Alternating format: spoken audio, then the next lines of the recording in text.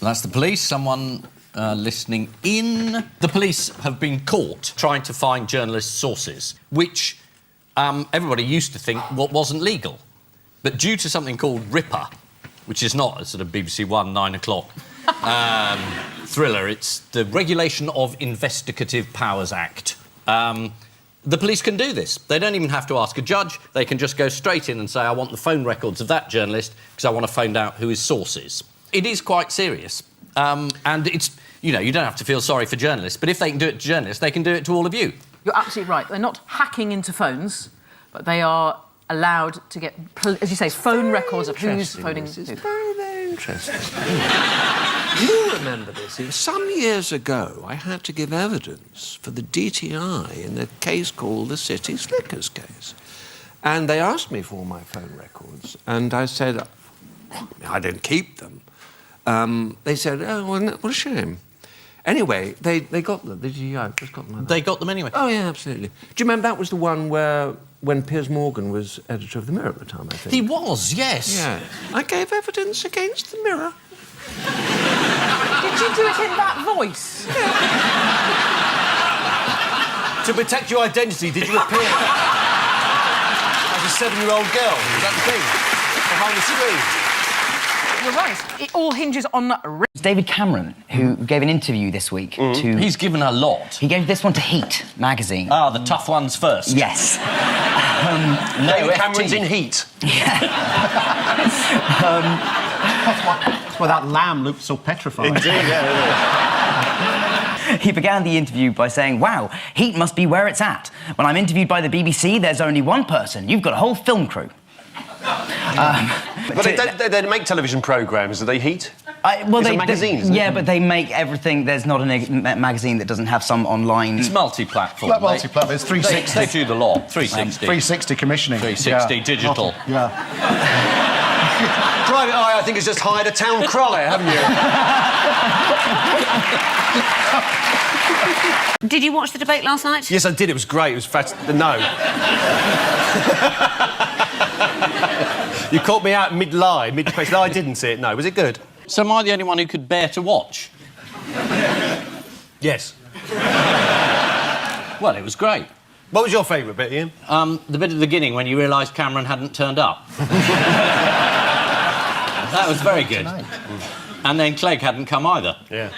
So it meant that everyone attacked Ed Miliband. He'd managed to get a platform where all the other people could say, you're useless.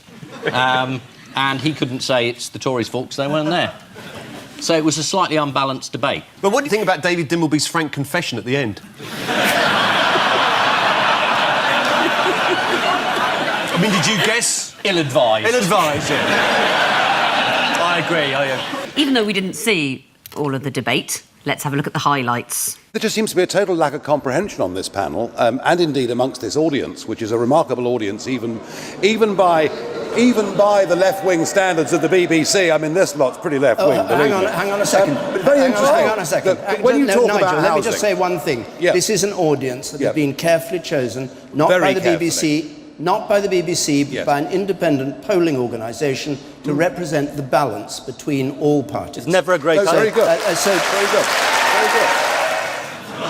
It's a very good tactic. Attack your audience. Was it a wise move to pick a fight with David Dimbleby? And the BBC and the BBC audience. He's been a bit rattled, hasn't he? 12 months ago, he was seen as this sort of man that was going to remake English politics and all this sort of stuff, and now he's just some bloke moaning that everybody's against him. Who would you rather have a fight with, John? David Dimbleby or Jeremy Paxman? Glass jaw, Dimbleby. No, I think that... He goes straight down. Paxman, he'd be like a bulldog. You'd have to shoot him in the end. He'd keep coming. And another thing, Prime Minister. Who cooperated with the FIFA inquiry? The English. Yes, no one except the English and the Australians, and definitely not the Russians or the Qataris. We never get it, do we? We're conducting... Oh, yes, we'll help.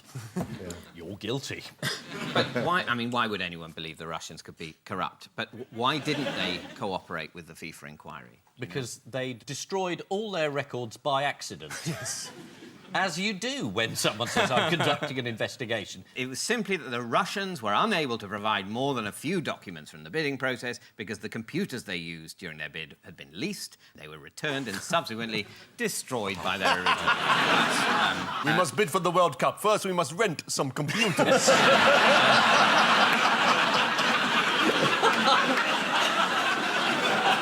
Qatari Mohammed bin Hammam undoubtedly paid money to a delegate from Tahiti specifically to vote for the Qatari bid, but why have FIFA dismissed this as irrelevant? But they said he wasn't acting on behalf of the Qataris. Despite being Qatari and described by the Qataris as their greatest asset in our bid for the World Cup, he was not acting for them. Thank goodness FIFA sorted that one out. But in this instance, they know he paid money to a delegate to vote for the Qatari bid, so that it's definitely to do with the Qatari bid, but they dismissed it as irrelevant because they said this was only one vote out of the 13 required and therefore could not have been significant. If the ballot papers of 1/13 of the British electorate were forged, that wouldn't be relevant because it couldn't affect the result. No. I mean, it's not funny, but these people are arseholes.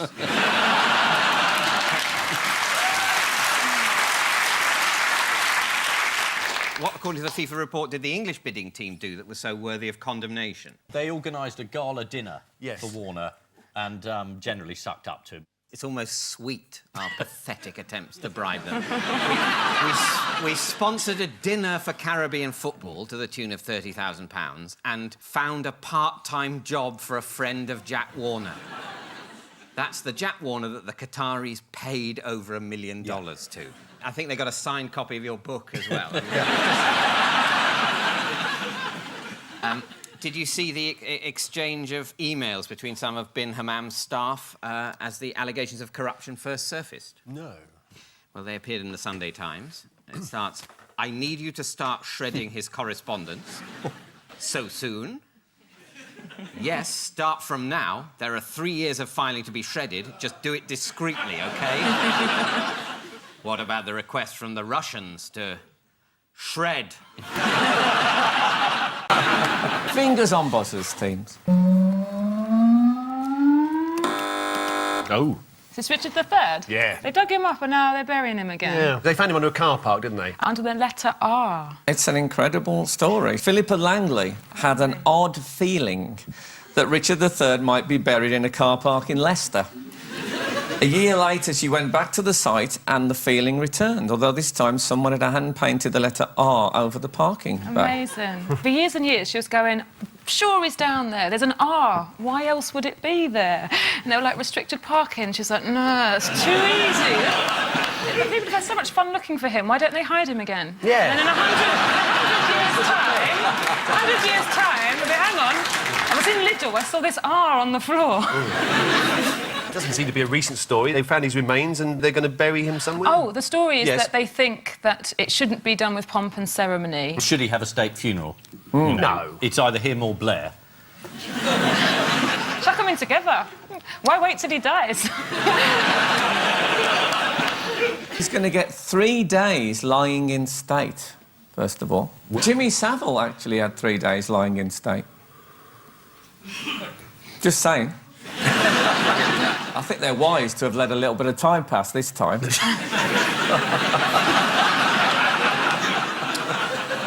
think there are any shows on the BBC at Christmas about Richard III?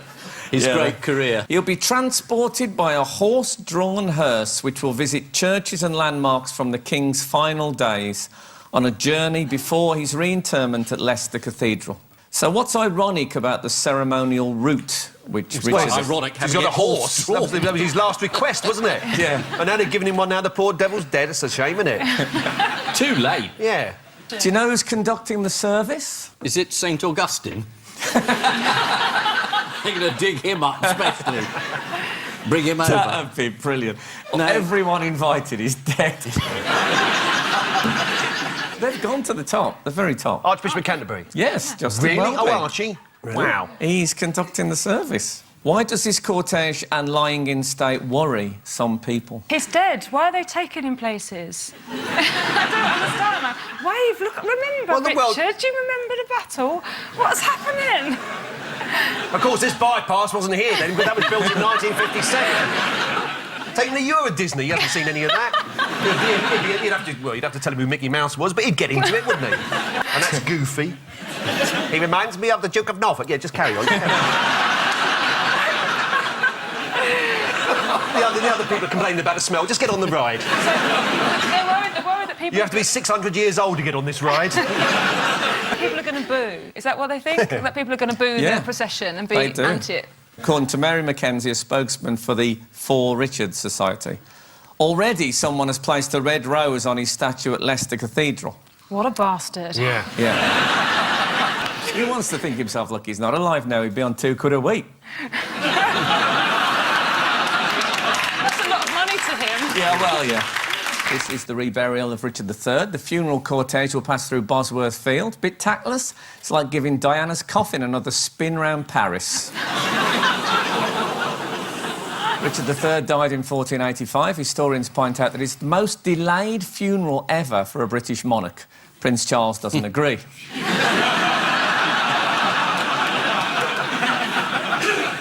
Next. Basil Brush brought out of semi-retirement for what? Mating. Boxing Day hunt. Sneaking out the back of the bush going... Bom, bom. The big puppet off with spoon. Who is it? Sue, the other one. Yeah. Sue, Sooty and... Yeah. Sweet. Sooty, Sweet, Sue, all of them. Yeah. It's for Prince William's 5th birthday. This is from an article in The Puppet Master about the history of Basil Brush. Basil Brush has since fallen on hard times. I saw him only the other day, going through my bins.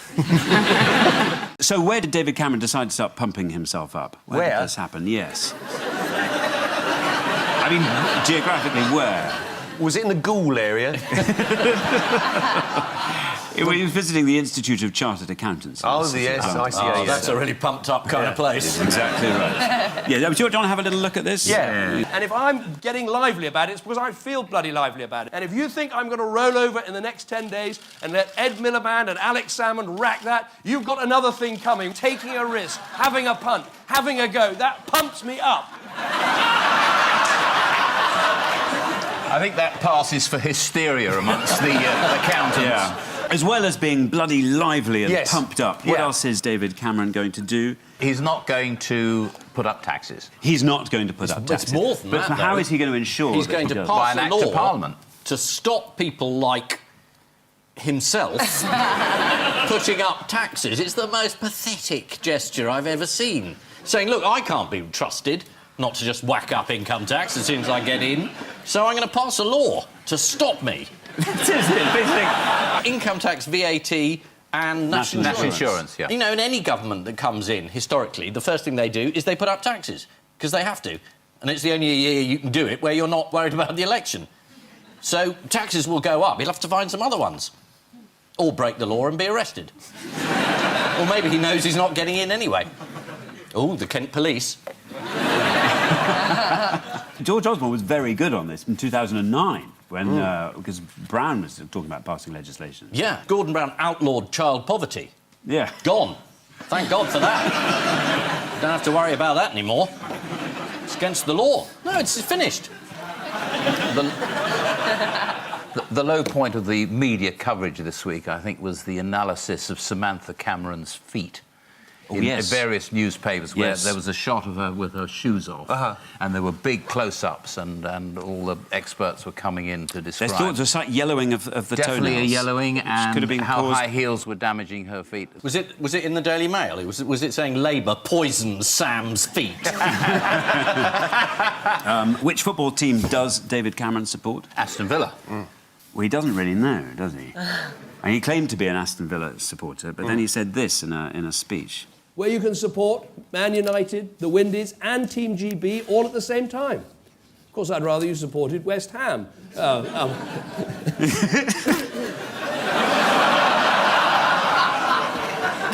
He seemed to realise he said the wrong thing. How did he explain his mistake? I don't support West Ham or Aston Villa. I'm no interested in football. We played rugger where I come from. But a lot of people watch football, so I pretended to have an interest in it in order to gain their votes.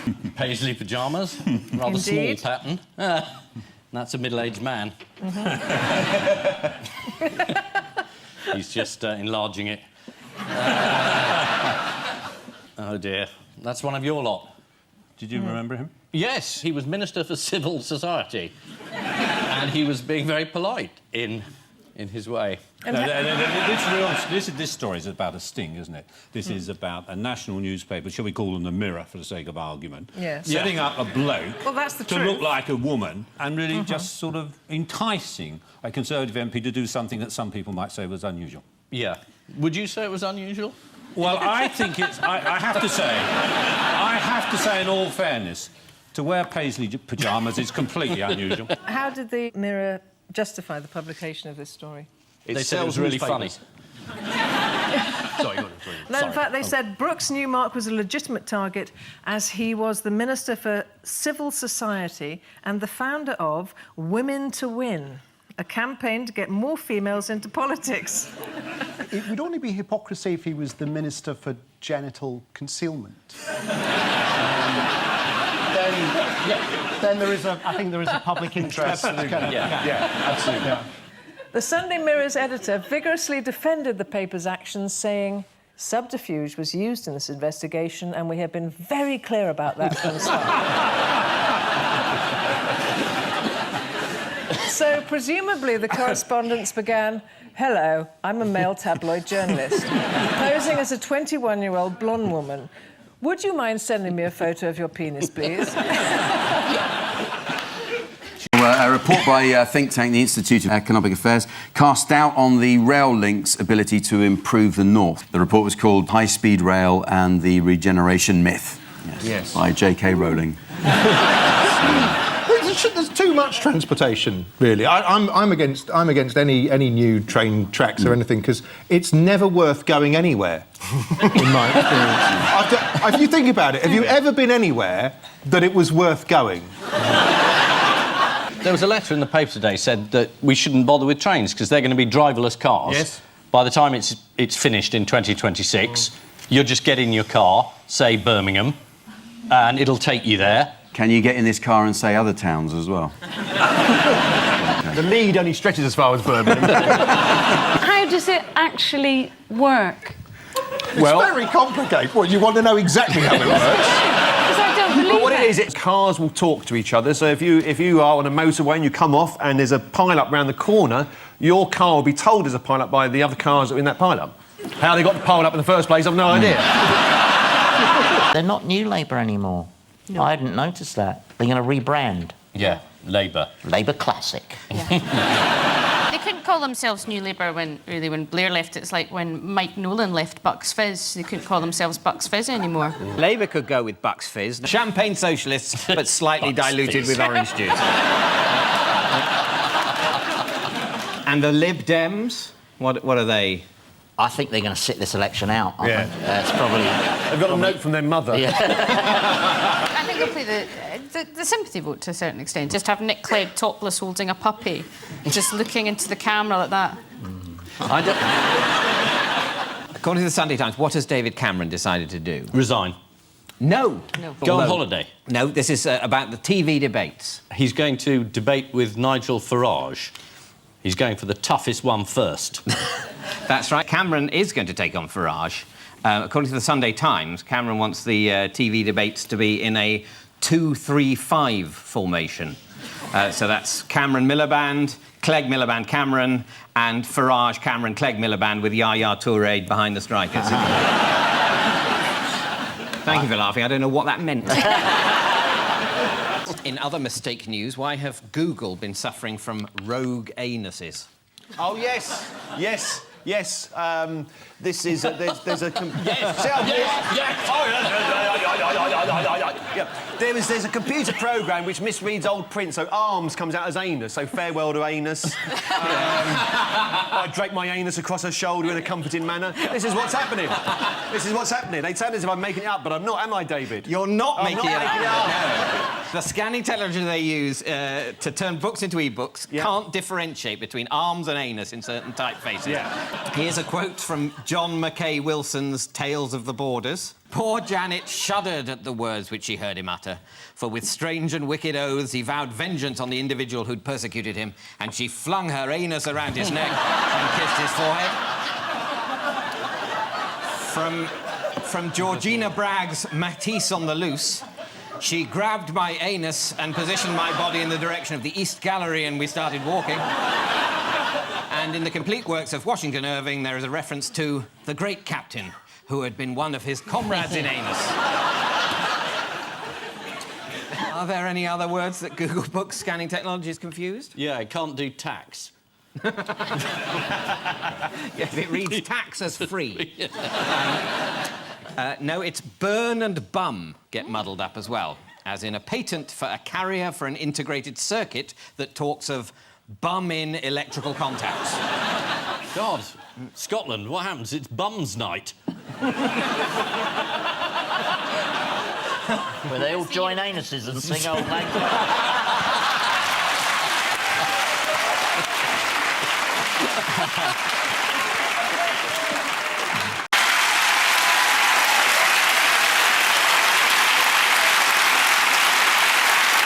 Good evening. Welcome to Have I Got News for You? I'm Martin Clunes. In the news this week, as the BBC introduces a Bring Your Pet to Work Day, one employee makes regular checks on Sammy the hamster.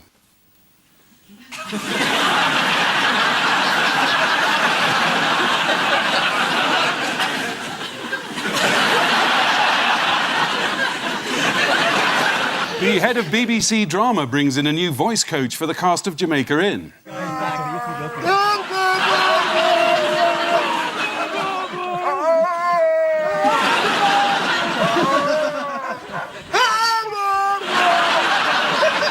And as Richard Branson prepares to start his Virgin Galactic service, rival engineers at Ryanair attempt to launch their first customer into space.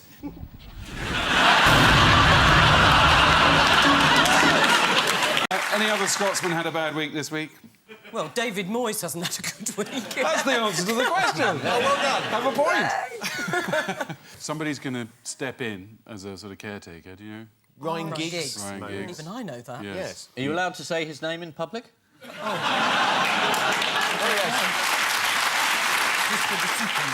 Rather you than me. Andy Gibbons tweeted, Ryan Giggs' first role as Man United manager will be to check the fitness of all the players' wives and girlfriends. Who's not interested in that job? Do you know? Oh, is it Sir Bruce? It's Jurgen Klopp. Oh. He's ruled himself out, but he's asked if his brother Clipperty could be considered.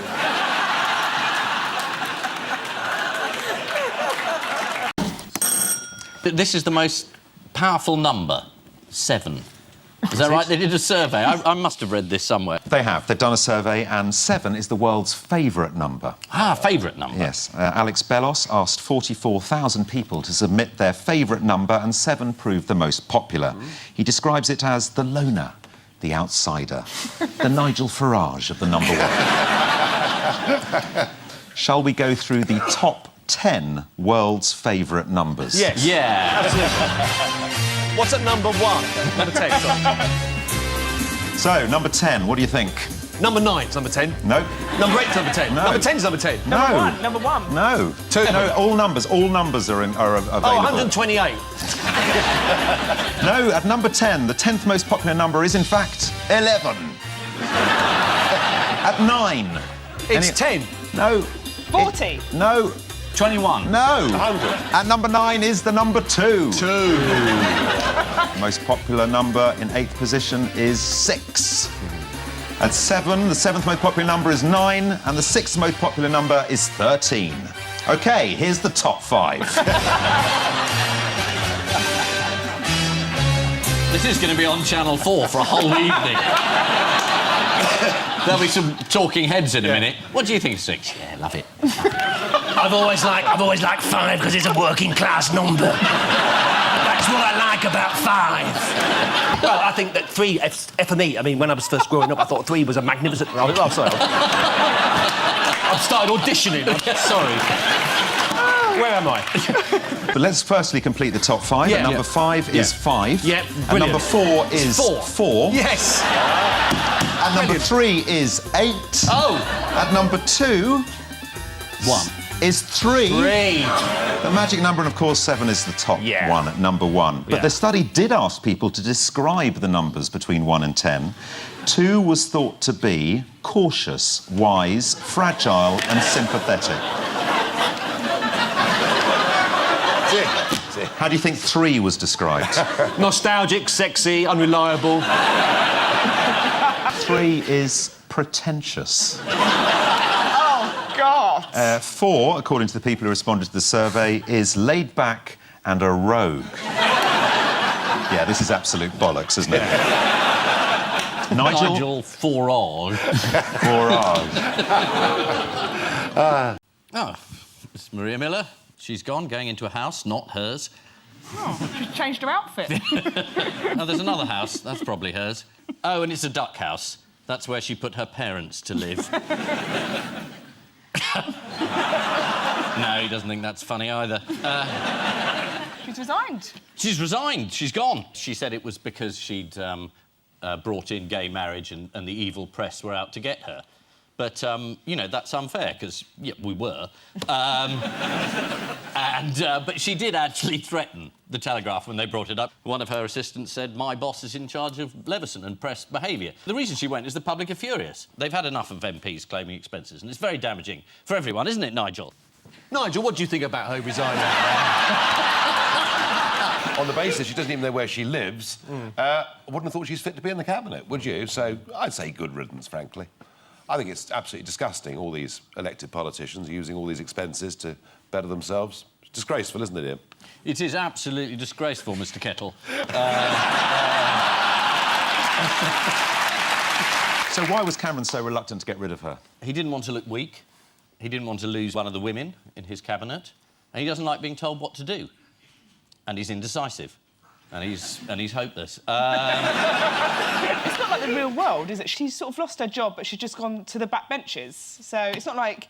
It's like school. She had to stand up and say, sorry for my attitude, and then got told to sit at the back of the class. She was a woman who went to a comprehensive, so he's done pretty well to communicate with her up till now, let's face it. And in her resignation, she apologised. She said she was leaving because she'd become a distraction. Yes. Which is quite... Cats in tights on the internet are a distraction. The press kept commissioning opinion polls, all which said she should quit.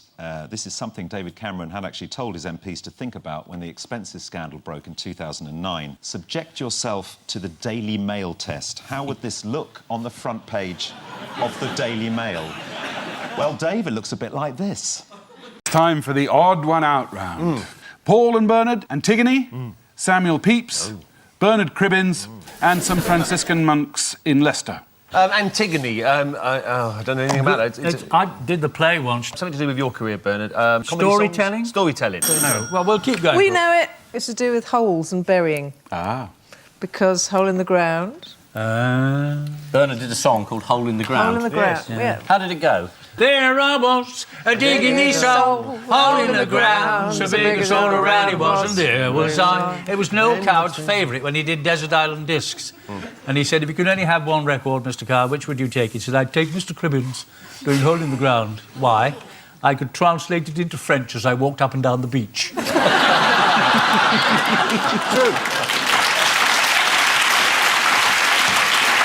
It's about burying, because Antigone was trying to bury her brother.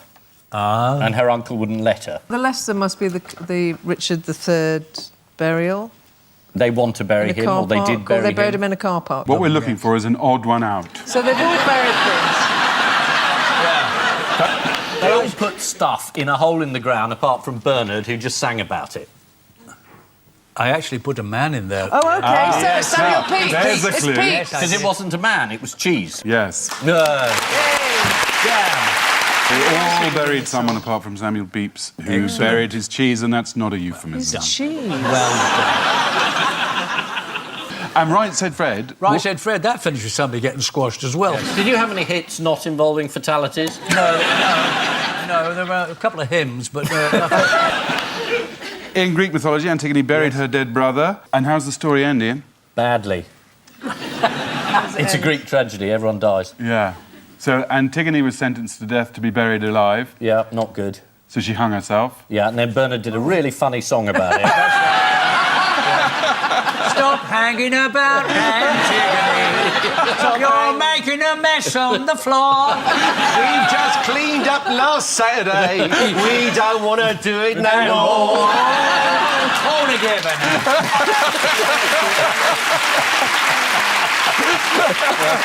Yes, they've all buried someone, apart from Samuel Pepys, who buried his cheese to save it from the Great Fire of London. The monks who buried Richard III wore grey garments and were hence known as the Grey Friars, just as those who wore black garments were known as the Black Friars, and the profound thinkers who ate a lot, the Deep Fat Friars.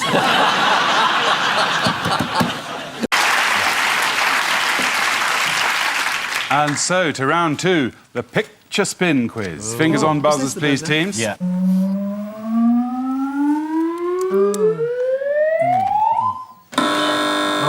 Yes, this is monkeys stealing things. Baboons, they actually managed to open the window and get in and wreck the place. Yeah, absolutely. Whereabouts is this? In Wigan. Surbiton. And, if the picture went lower down, we could see what they were actually stealing. I can't remember what it was now, but it was like a television or a blanket or something like that. Let's have a look. There's other pictures. A sofa or something. It's a teddy. Yeah, The kidnapped Pudsey. Children in need won't happen next year. And they got some linen. And some more linen. Look at that one, just stuck on the wall. Yeah, on the exactly. Left there, isn't he? Yeah. Wonderful. Can I have one for Christmas, please? What, a thieving baboon? Yes. Yeah, think of all the presents you'd get. Yeah. To go on my proud They're very scary. When I went to Cape Town, a big one got in our car, so we jumped out, and we couldn't get back in the car. Just sitting in the driver's seat, messing around for ages. How did it get in the car in the first place? I left the door open. And further animal news. Yes. What heinous crime did another animal commit a bit closer to home? Heinous crime. With an H. Yeah. Yes, heinous. Was it? Yes. Right, I'll tell you. When John and Steve Rolls were caught without a tax disc, they were given a £100 fine, which was waived when they told the police that a snail ate it. And sent this picture in. So good. Yes, yes. This is the news that a gang of baboons have been photographed burgling an apartment block in Cape Town. Of course, the good thing about baboon burglars is they may shit on your carpet, but at least they throw it out of the window afterwards. It's now time for the odd one out round. Just one between you this week. Ming the mollusk, Glenn Greenwald's phone, Bert Quack, and the E. coli 0157. Well, I think it's called Ming the mollusk because it's 500 years old and dates back to the Ming dynasty. And scientists found it, didn't know how old it was, killed it. Yeah. And then discovered it was the oldest animal that they think has ever lived. Oh, really? Yeah. So you can get ill from eating those. Yeah. E. coli can make you ill. Absolutely. Bert Kwok, is it the actor or is it the part he's playing there in the Pink Panther films as Kato? It's the actor. It's the part. It's He's the playing part. Kato. Give us a clue. Yeah. Containing the answer. Oh, cold. Cold. Oh, right, OK. Yes, Kato was hidden in a fridge. Yes. He was hiding in a fridge in one of the films, Shot in the Dark, I think, and he comes, bang. So it's about people being put in fridges. The mollusk was should have been put in a fridge and it would have survived. Kato jumped out of a fridge, he was all right. The E. coli bacteria is all right if you freeze it. And it's the bloke with the phone. His phone was the hidden fridge in a thing fridge. was right. Everything else was wrong, but Yeah, I'm still good. going to give you a point because I feel like we should move on. No, but the other one out, it was Glenn Greenwald's phone. No, it wasn't. Stop taking over. You can do that on your radio show, which is on at 3:30. You've got a radio show? Yeah, Mondays, 2 I'm going to write that down. The odd one out is Ming the mollusk. Ming the mollusk. All the others have survived a stint in the freezer, except for Ming the Mollusk, who died. Glenn Greenwald, the former Guardian journalist who was involved in the publication of the intelligence emails leaked by Edward Snowden, regularly used to put his phone in the freezer. Why would he do that? He was worried it would be bugged. Or security, yes. There's an even more effective place you can put your phone to stop anyone hacking it. Any ideas? Is that News International HQ? A martini shaker. Oh, OK. E. coli 0157, one of the nastiest strains of E. coli, can survive in the fridge or the freezer. How old were you when you first got colonised by an E. coli bacterium, Janet? Funnily enough, I had amoebic dysentery when I was 7. And I was actually in hospital. How on earth did you get that? I thought I was... I got it in Fulham. I grew up quite near you, Paul. Yes. I think it's something you sent from Fulham Palace Road to my road. I used to send out those parcels all the time. Ming the mollusk was an ocean quahog, a type of clam. How easy is it to date a clam? Well, you have to get them drunk first. There's an app called Chowder.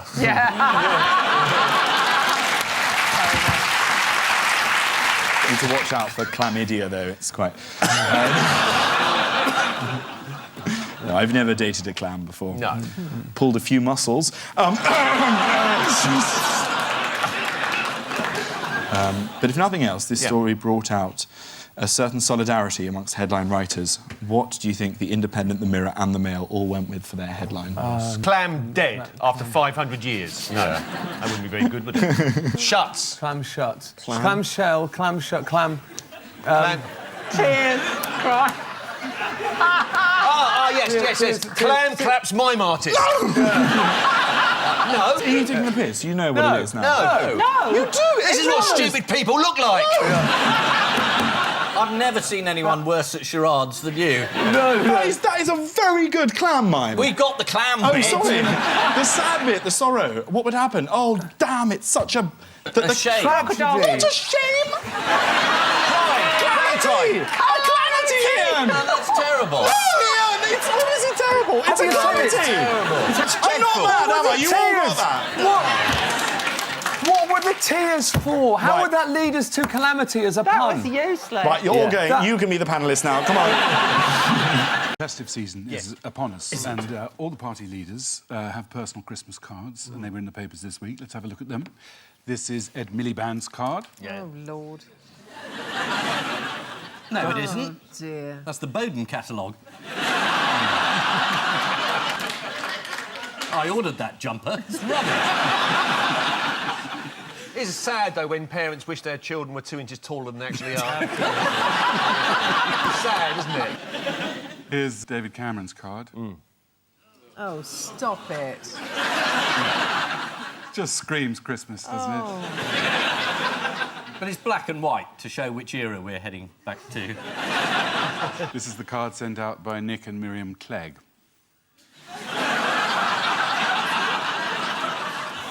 Apparently, Miriam loaded a digital version of the photo onto an iPad and told the 3 boys to do whatever they liked.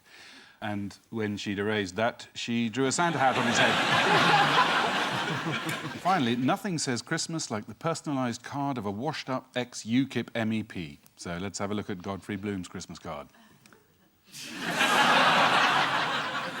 But do you know who came up with the idea for the card? Was it Santa? Mrs. Bloom. Oh. He told the Daily Star, she said, why don't we stick 2 fingers up at the bastards? It is Christmas. It's time now for the Missing Words round, which this week features as its guest publication, Ratitude. The magazine of the North of England Rat Society. For northerners who don't find pigeons dirty enough. And we start with, Putin is what, says author? Great bloke and I want to live. Yeah. Is it gay? The answer is latently gay, says author. A new biography of Vladimir Putin speculates that he might be latently gay. The biographer is not the first to make this claim. The idea that President Putin is latently has been put forward by a number of recently deceased psychologists.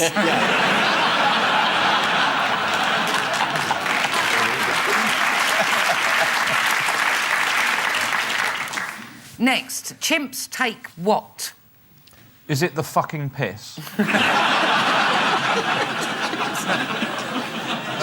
The answer is chimps take their owners to court. No, they don't. This is the story of a court case in New York in which 4 chimpanzees are seeking to be recognised as humans. The complexities of the chimpanzees' case have left legal experts scratching their heads, rubbing their asses on ropes and eating things from behind each other's ears. Next, from a rat PR point of view, what was very negative? The bubonic plague. No, it's the name Red-Eyed Devil. Next, Chinese girl had what in her ear? British Prime Minister talking patronisingly. Got a flower in her head. It was a fully grown dandelion. A doctor tried to remove it by blowing, but all that happened was he found out it was 3 o'clock. Next, what was High at Thirsk Rat Show? Sexual tension. The body count. It was an absolute bloodbath. Yeah. The safety officer. Looks all right to me. Just up the rats on it. Good stuff. The overall standard of ears was... Next, clown epidemic what? Relatively easy to spot. Clown epidemic in Norfolk, warned police. Police in Norfolk have warned of an epidemic of people dressed as clowns. Clowns are actually fairly easy to capture because they tend to have extremely unreliable getaway cars. Finally, what can add an element of aggression into the relationship which can backfire? Drunken fighting amongst priests. You bastard! You can't have a wedding. It's shouting at a rat. What? The last time I had a rat backfire was when I stuck a firework up it. I'm just joking, obviously. It was a kitten. Throwing their weight around in Toronto. This is Rob Ford. Rob Ford, the Rob mayor. Ford. Yeah. He's a bit out of control, isn't he? They can't do Yes. anything about it. They can't get rid of him. And he sort of basically said, yeah, I did crack cocaine, but I was completely pissed at the time. That's kind of been his defence. Haven't they got rid of him by now, though? Hasn't he No, gone? he's still staying. Back in Rob Ford, Mayor of Toronto. They can't get rid of him. I mean, people these days do resign at the drop of a hat. It's hard not to slightly admire the guy when he's this bang to rights. He's been caught on video smoking crack cocaine. Yeah. So you think So Paul don't worry, Flowers Rob should Ford. stay Richard on? Bacon is throwing his weight behind you, so Yeah. you're going to be all right. So let me tell you the best fact of the week. This is the best fact of the week. When he admitted that he'd smoked crack cocaine, his approval ratings went up. Boris, if you're watching. Yeah. But how low were they when they... It might be just the crack dealers going, yeah. Have you got the footage of when he ran around the Parliament? Oh, and I have. This is like a bowling ball. This is it. him running around the City Hall debating chamber and knocking over a pensioner. Buffet's open. On the subject of air travel, what did we learn this week about women pilots? Oh, God. I don't know, I'm just dreading where this is going. No, no. They're better. Well, a survey found that 51% of passengers wouldn't trust a woman pilot. The survey was commissioned by a travel agent who surveyed 49 normal people, then repeatedly asked Godfrey until they got to... I know, I'm doing you a terrible disservice. I feel sure you are far more enlightened than that. I know you've said that women aren't very good drivers, but they're much better than men at finding the mustard in the pantry. And I wondered, was that a euphemism? Like, have you often found yourself, with women and you feel like you've been rummaging for ages in the pantry and... she's screaming, you just can't find the mustard. Is that... where that came from? I tell you, are we talking French or English? Ian and Max, Yes. here's another for you. Oh, good. It's a train. Mm-hmm. Ah, that's a proper train. That's the two heads. That's better than one. But not in this case. It's about investment and infrastructure, yes. Well, you know, they're building this enormous boondoggle up north. Yeah, and then they're... Is that a technical term? Yes, boondoggle. It's economics is called big frickin' waste of money. And, you know, if you really want to connect the country and get the economy going, give everyone free access to broadband. Yeah, I think I'd prefer to take the train. You can't get to Birmingham fast enough. You can in your virtual self. Impossible. Yeah, so this is the wise investment / catastrophic waste of billions of taxpayers' money. Because the Labour Party have decided now, it was their idea originally to do it, but now that the Tories want to do it, they don't want to do it anymore. And did you hear the actual words of the dire warning from the government about the consequences if Labour do not? And no, I'd like to hear you say it. The precise words were, years and years of gridlock, weekend cancellations, hellish journeys and replacement bus services. It's just hard to imagine what that would be like, isn't it? Do you know this week's figure of how much it's going to cost? I think it's 130 zillion. The government's current budget is 50 billion, although one independent study says it's going to cost 80 billion. Well, you've got Mark Carney now as the Bank of England. He can just print it. Just print 80 billion. Just print it. That's fine. That's what he does. That's what he's there for. Print more money. Doesn't matter if it's 100 billion, 200 billion. Just print. No downside to that? Well, unless you include inflation. As long as you don't mind paying extra for energy and food, it's okay. Just keep printing money. OK, let's have the train. Bail out the banksters. Bail out. Just print money, it's fine. You put the money in the train and take it to Birmingham. Listen, Max, 1 hour, 20 minutes to Birmingham. It's too long. More like an hour. Too long. I got stuff to do in Birmingham. Very busy. Very busy man. I got concrete to pour. Yeah. Doesn't pour itself, you know. It doesn't. Doesn't pour itself. I don't care how many billions it costs. That shaves 20 minutes off of me getting to Birmingham and pouring concrete. And he said he didn't say it, and then the policeman came out and said he won't answer the question.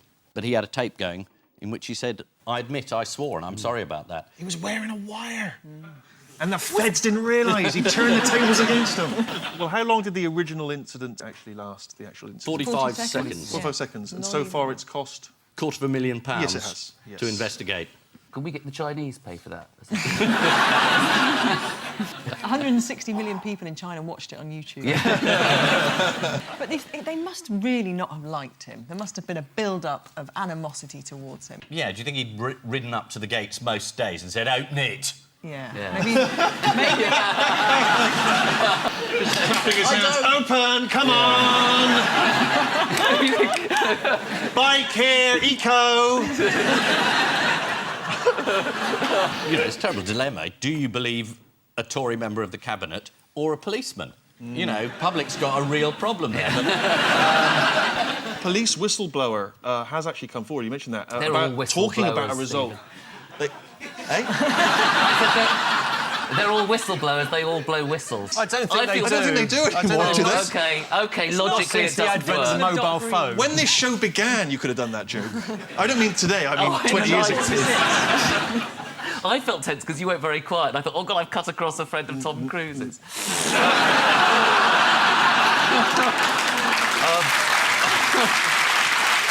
Well, a whistleblower has come forward with the result of a plot to get Mitchell. And he says that Mitchell had a row at the gates the previous evening as well, after which one of the officers had said, right, we can stitch him up. I love the idea that they actually said it like you would in the Beano.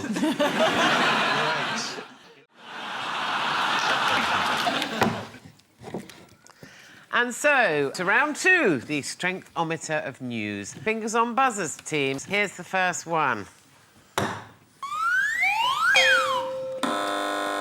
That's a cake, isn't it? It's the Great British Bake Off winner, that is.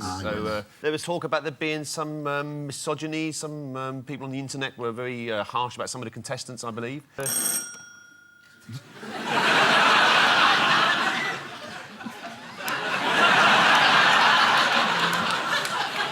Go on, what is it now? We were just going to tell you who the people were. The gentleman on the left is Monsieur Raymond Blanc, the television chef, and he tweeted what appeared to be a sarcastic remark about the winner 24 hours before the winner was announced, and possibly spoilt the whole competition. But he got it wrong, because it wasn't the winner. Indeed, he said, you know, French is my second language. Theresa May then phoned up and said, oh, you're some froggy waller, are you? Well, get out, get out. This is what he tweeted. The Great British Bake Off, not much skills, female tears, and a winner so thin who makes me doubt her love for great cooking, baking. Who did that text refer Ruby. to? It referred to Ruby. That's Ruby. Ah, yes. But you can't really tell how thin she is there, because she could have, like, a really massive body under there. Must have more photos of myself taken from that height. And this is the winner. Francis. Right. And a lot of Bake Off fans were furious. Yeah. What did former finalist Mary Ann Boormans compare the situation to? Do you know? No. The end of the Crimean War. She said it was like someone saying Snape killed Dumbledore before you've read the book. Good grief. Have you all read Harry Potter? Oh, no! My children and grandchildren are watching this. You've just ruined 7 people's childhood. Well, good. Let's see what Frances said about her personality. My key ingredients are a dollop of randomness, a teaspoon of wonder, a pinch of eccentricity, a drop of serendipity, a handful of curiosity, a fluid ounce of fun, and a cup of cold sick. So, this is the grand final of Bake Off, which I watched this week. It was contested by 3 female cooks, which is odd because I happen to know for a fact that the best bakers are all male, and they're all called Greg. One of the finalists, Ruby Tando, received a lot of coverage for her looks. She complained, saying, if I see one more person use the pun doe-eyed, I will personally go to their house and force-feed them an entire Charlotte Royale. Ruby, you're doe-eyed. Yeah.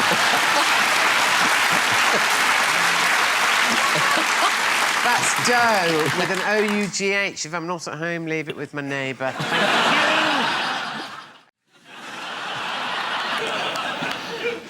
Paul and John, here's another for you. Oh, cricket, obviously, black and white. The Pope. What's that? The Holy Beach Ball of Lords. What's that? Nuns. At least one of them's a man, I can see from here. The Vatican's got its own cricket team. It has. Do you know what they're called? The Angels. The Saints. The Pope's cricket team. The Vatican 11. They're called the St Peter's Cricket Club. And if you ask for an LBW decision, they'll deny you 3 times, apparently. Yes, get those references in. Yes, sorry, Giles. What does the Pope think of it? You know, 6-day matches, but never 7. The Pope is really into football. He is indeed, as we can see here in this photo. Oh, bollocks, it's not coming. Let's move on. Yeah. Sorry. I'm being quite unprofessional tonight. It's hormones, everyone. It's not really. I haven't got any hormones in my body anymore, thank God. My husband's pleased. I haven't assaulted him for months. Do you know what Father Theodore Mascarenhas, the Vatican Cricket Club president, had to say? By the way, to give you a clue, he's an Indian spin bowler and he moves the ball in a mysterious way. Sorry. Well, he said, we hope that one day we will be able to translate silly mid-off into Latin. Want to have a crack at that, Giles? My Latin is terrible. For years I thought in loco parentis meant my dad's an engine driver. Julius Caesar used to tell that one. Fingers on buzzers teams for the next one.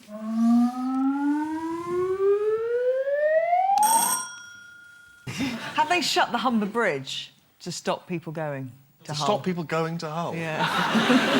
They don't want any more tourists. They've got enough. Maybe they're trying a new slogan, Hull, one letter different from hell. Could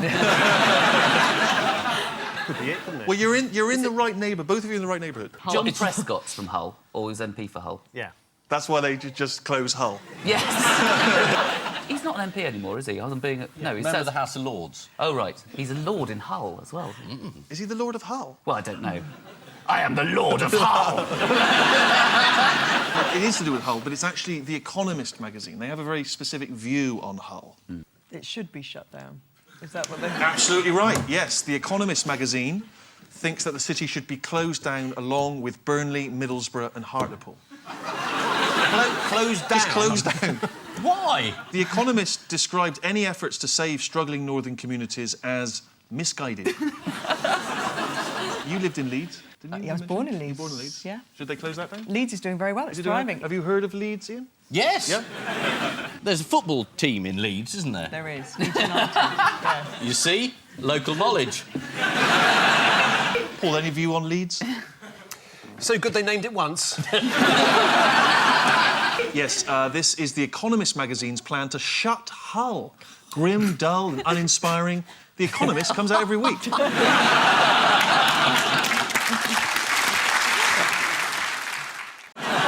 What else have they got left to sell off? I think the next one will be lamp posts.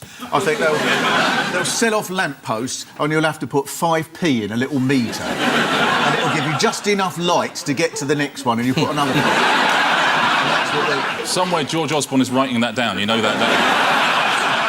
You know, the Royal Mail owns a brilliant miniature electric railway that goes from Paddington to Whitechapel. Yeah. And it used to take the mail right across London. It hasn't been used for about 8 to 10 years. That'd be brilliant, wouldn't it, to use that? Yeah, they're thinking about using it for shops on Oxford Street. They could have their own little spout and then they put all the goods up and down it and it just whizzes around. Mark, you were saying earlier that Margaret Thatcher always refused to sell off the Royal Mail. What reason did she give? Oh, wasn't it something about the Queen's head, wasn't it? Yeah, she said, I am not prepared to have the Queen's head privatised. Yeah. Because it was Dennis's favourite pub, I think. Hey. What else did we find out about Margaret Thatcher She this swore week? quite a lot. I bet she didn't describe people as that bigoted woman, though, did she, when the radio mic was left on? Probably not. She probably didn't say we've just won the World Cup either. There's lots of things she didn't say. Can't go through them all now. Oh, go on, just a couple more. A couple more. That's not my kitten. I'm sorry, officer, I had no idea it was hydrochloric acid. Those are the 3 things she's never said. I tell you what, I bet she used to have a ride on that little Royal Mail train there. Exactly, screaming like a banshee. I'm not for turning, she'd say when she was on it. When it got to Whitechapel, she'd have to walk back. Now, who reshuffled themselves this week? An extremist are you looking for, Richard? I am looking for an extremist, but that's after the show. Tommy Robinson. Oh, the English Defence League. Tommy Robinson, the English Defence League. Tommy Robinson, absolutely yes. right. What did he do this week? He resigned from the English Defence League and... He found out, much to his horror, that a lot of them were racist. I can't... Didn't understand I don't know that what's bit. going on. I mean, we used to march into Muslim areas and that and go Muslims out and we hate Muslims and we hate Pakis and that, and then it turns out some of them were anti-Islam. So I went off them. And do you know what Tommy... And do you know what Tommy Robinson does for a living? Does he work at the United Nations? Because he could see sick children with Roger Moore and Lulu. He also used to run a tanning shop. Exactly right, yes. What, changing the colour of people's skin? Yeah. So your customer comes in, come in, madam, and next after half an hour later, you can get out. Ed Miliband, of course, used his conference speech to position himself further to the left of politics, people say. But did you see how he appears to be growing his own Michael Goves? You can see, sort of...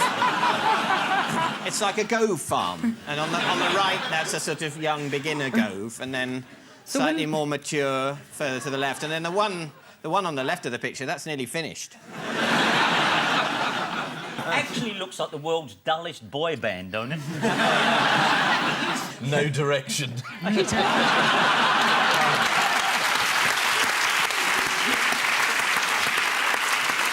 And finally, would anyone like to see the chat-up technique of Danny Fancy a Brandy Alexander? Oh, yeah. It's just this conference has been so busy, so I've had so many things to do. So I haven't been up late, relaxing in the bar. So that's not a That'll problem. come on Wednesday, maybe. Maybe tonight. Maybe tonight. Good. How about you? Yes, this is the Labour Party conference and the Daily Mail's character assassination of Marxist historian Ralph Miliband, who they described as the man who hated Britain. For legal reasons, we can't make any derogatory comments about Daily Mail editor Paul Dacre, but apparently his dad's an arsehole. Sorry, was an arsehole. I'm not in touch with Vivienne Westwood. Right. Though I did get married in Vivienne Westwood, so... Did you? You know, yeah. What, inside her? Karen Brady, off of The Apprentice, was at the Tory Party conference. What was she wearing? I mean, what was she there for? Oh, yes. Well, I can tell you what she was wearing. Okay, you can say it was what one you... of those body illusion dresses that makes you look half the size you are. Yes, a Is that right? bodycon That's dress. the one. Oh. Yeah. Yes. heard of that. Well, Sounds good. Really good, yeah. Try one next time. I will, yeah. Not that I'm saying you need to. No, not saying I want to. But I'm not. We can have a look at Karen Brady's bodycon dress. If you believed the bodycon there, you'd just call an ambulance, wouldn't you? Yes. Brady was there to introduce George Osborne. Do you know how she did that? George Osborne. Bill Clinton did Tony Blair once. Really? I mean, introduced him. Get your wife to do it now. That's the other thing at the conference. Say, I think you're the hero. after Justine's performance in the Ed Miliband show, no wife is going to do it again, are they? Did anyone She see was that? told to kiss him. Oh, yeah, and she has to do it. Well, not even prostitutes have to kiss.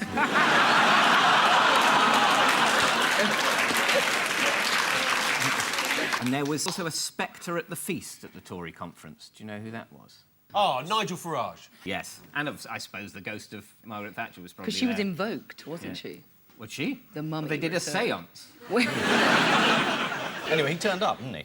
Yes, he turned up in Manchester to address a lunatic fringe... Sorry, Freudian slip. A fringe meeting. Here he is arriving. Do you expect a warm welcome at the Tory conference? No. That's the spirit. What did David Cameron do recently in an attempt to boost his own popularity? Cut his throat. We would have heard about that, wouldn't we? It's supposed to be Twitter. Yes, of course he joined Twitter. According to the Mail, Cameron spent the weekend being bombarded with abuse. And then he joined Twitter. Anyway, you are on Twitter, aren't you, all the time? Yes. So what did Cameron say on Twitter? What's he telling us? Oh, I don't follow him. So, on the sort of substance of the conference, what were the big policy announcements this week? We're going back to being the nasty party. You can. That's okay. We've had 7 years of hugger hoodie and, you know... Now they've dumped all that crap and it's back to, you know, beat up the poor. Yeah. Beat up who? The poor. Beat up the poor? I missed that slogan. But you can beat up burglars now as long as you're not grossly disproportionate. So you can kill them, but you can't poo on their head. And just to make sure that we were certain of what we could and couldn't do, Justice Secretary Chris Grayling told the Today programme, "I think if a burglar is out cold on the floor and you stick a knife in him, that, in my judgment, would be grossly disproportionate." When it comes to tax, what does every politician really want? To be able to declare their own tax affairs, make them public. Transparency. isn't it? Exactly. Yes. Exactly. And what do they mean by transparency in this case? We're not going to do it. They mean revealing a very small amount of information that doesn't tell you too much. Yeah. So you just put your income in, and if income isn't your big thing, if, say, assets, say you're in the cabinet, just thinking randomly, then you don't have to declare those. So, you know, transparency up to a point, which is opaque.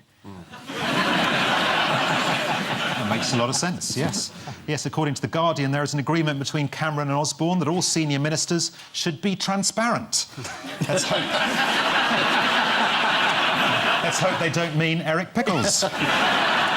Yuck. According to The Express, Cameron is relaxed about revealing his income tax returns. According to The Telegraph, George Osborne says he hasn't set his face against it. Which face does he use when he sets his face against it? Does he use this face? Or this face? Or this face? So why is it all kicking off now? What started this rumpus? It's Ken Livingstone. That's right. It was discovered that Ken had said that people who avoid tax are rich bastards who shouldn't be allowed to vote. And then it turned out that he pays a lot of his earnings into a company and pays not tax at 40%, but corporate tax at 21%. And a lot of people irresponsibly thought he's avoiding tax. What a bastard. Then there was a fight between him and Boris. In a radio station, in a lift. What did he call him, though? Did he call him a lying wanker? No, I'm afraid it was the F word. Lying wanker?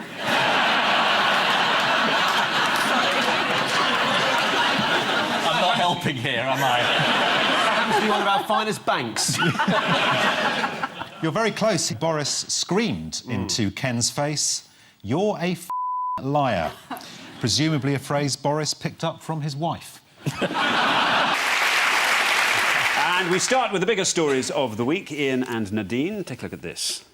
They're winning, that's the Penguin. He won, he's Mayor of London. Oh, he hasn't won. He's pondering. Hello! There's the Penguin. Oh, off with the jacket. Is that the reaffirmation of marriage vows? It is! Who was the bride? Nick. Well, we know what happens to the bride on her wedding night, don't we?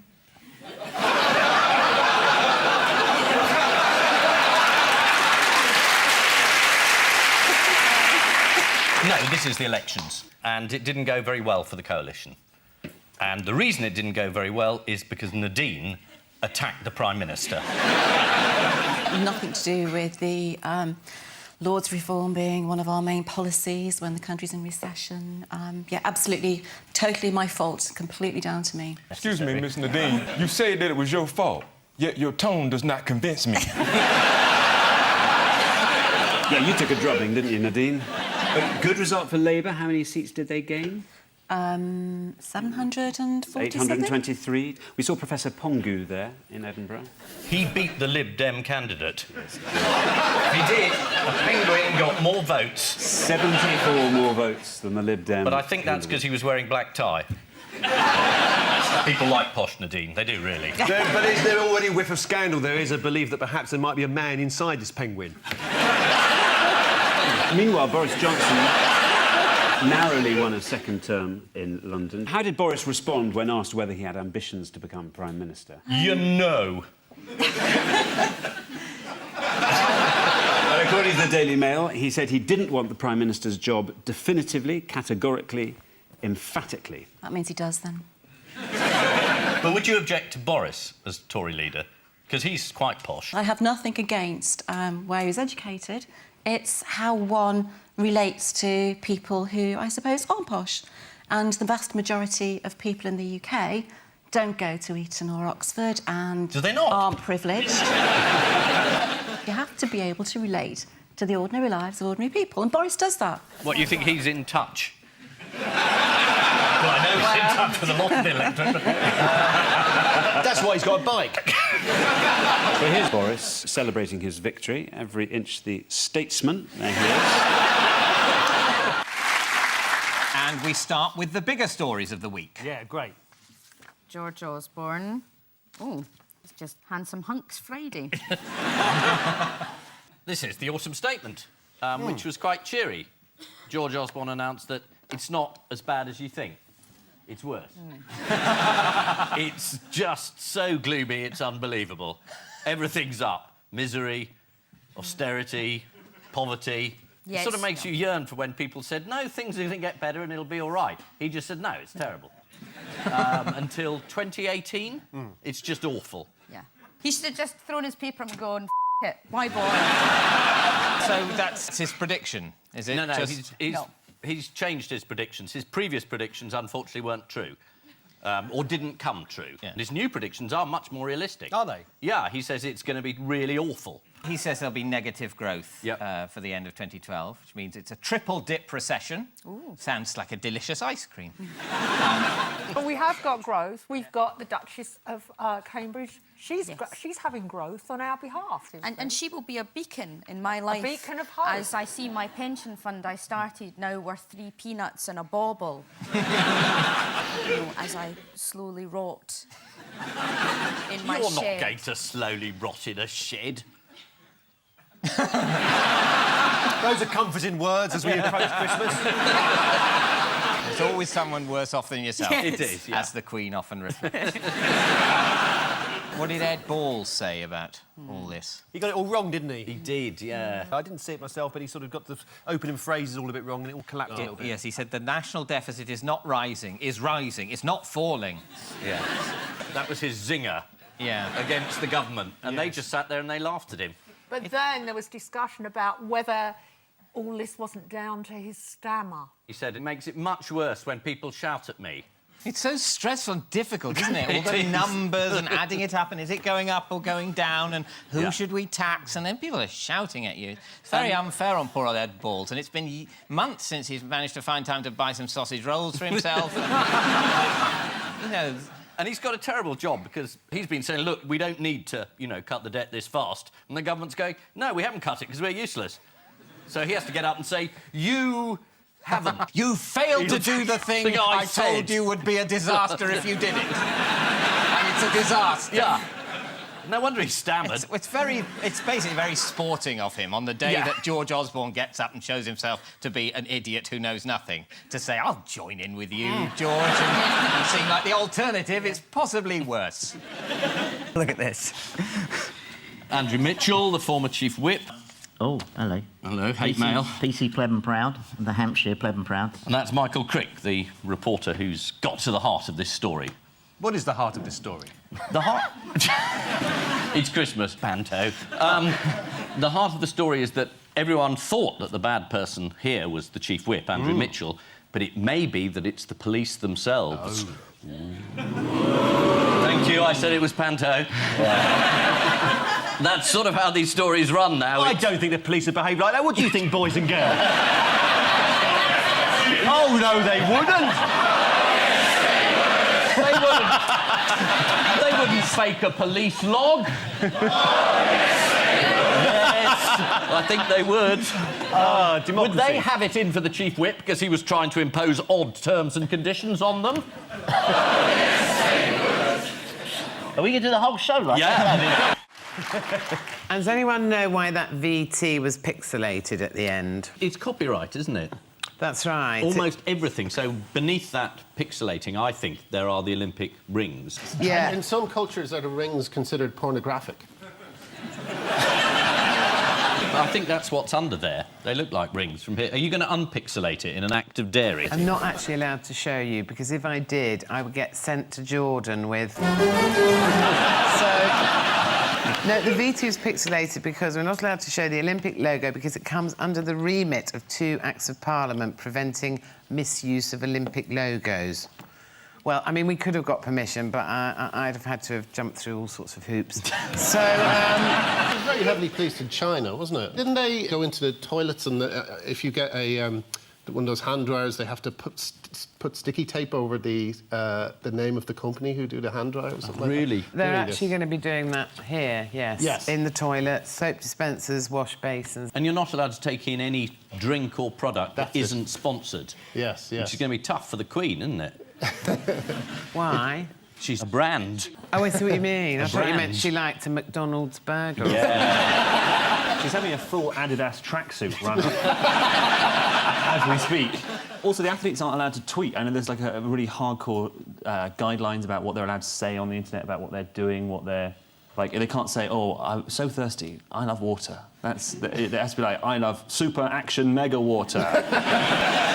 But there's also, isn't there something about sort of local businesses, like the Olympic Kebab Grill or something, that's been forced to change its name in case people think, oh, I wonder if that's the official kebab shop of the Olympic Games. Absolutely. The Olympic Cafe in Stratford was told he couldn't call his restaurant Cafe Olympic and he'd have to change the sign. Now, it would have cost him £3,000 to change it, so according to the Newham Recorder, he decided to make the necessary alterations with minimal expense.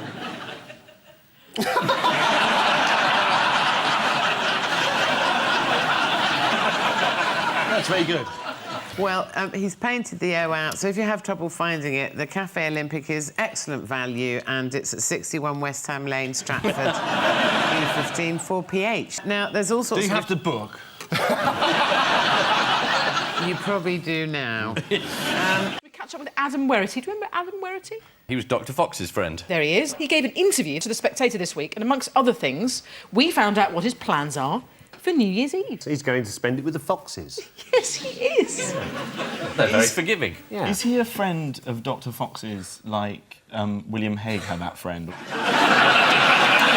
should have a chat with our lawyer about that one. Yeah. How do you spell innuendo? You're doing countdown. You should brush up on these things. Don't talk to me about that. No, right, have you done... Well, I see all these letters. Yeah. I thought, oh, my God. And I get cat. Yes. And then some kid says cataclysmic. Yeah. It's only 9 letters, isn't there? I don't know. No. Yes, he is indeed. Paul, you're right. He's going to be round at the Foxes. It's just staggering how naive some of these senior politicians can be. You know? Staggering. And then Cameron brings in Coulson into number 10. Sort of bloke you wouldn't have in the house.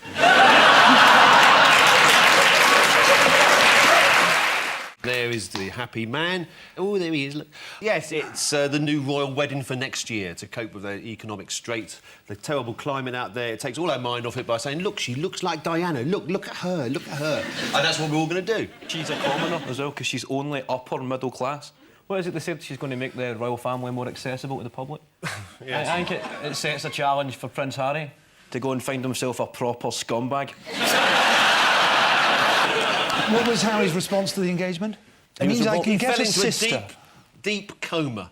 The sheer tedium of the subject. He said, even as a member of the royal family, I've had it up the ear, he said. Or was it up to there? I can't remember. And they promised me I wouldn't be forced into doing any painful puns in light of a recent incarnation of mine as Sherlock Holmes. So, without any further ado, let's move on to round 2. The round of the Baskervilles. Buzz when you know what the story is.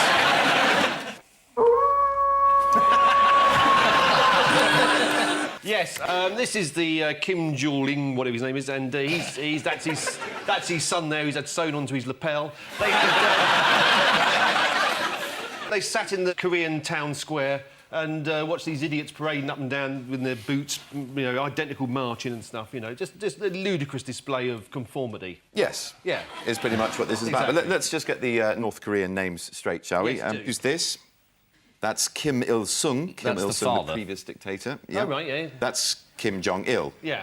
Looking a little bit lonely. Now for his son, Kim Jong-un. It looks like he might bring hope and optimism to a very good nation. And so who's this then? If it's not Danny Dyer. Is that the other son? It is the other son, Kim Jong-nam.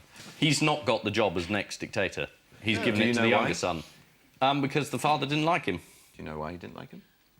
Was it the hat? Did he dislike him because he's got a small lampshade tied to his index finger? There's a lot of fathers that put them right off you. No, he wanted to visit Disneyland Tokyo. ITV had a man in the field there, and the intrepid reporter attempted to assess the relative popularity of the Kims. Let's have a look how he did it.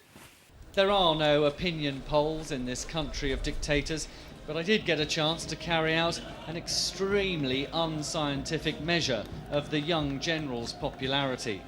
Well, let's see how popular the new leader will be. Kim Jong-sung. Kim Jong-il. Kim Jong-un. Much more popular.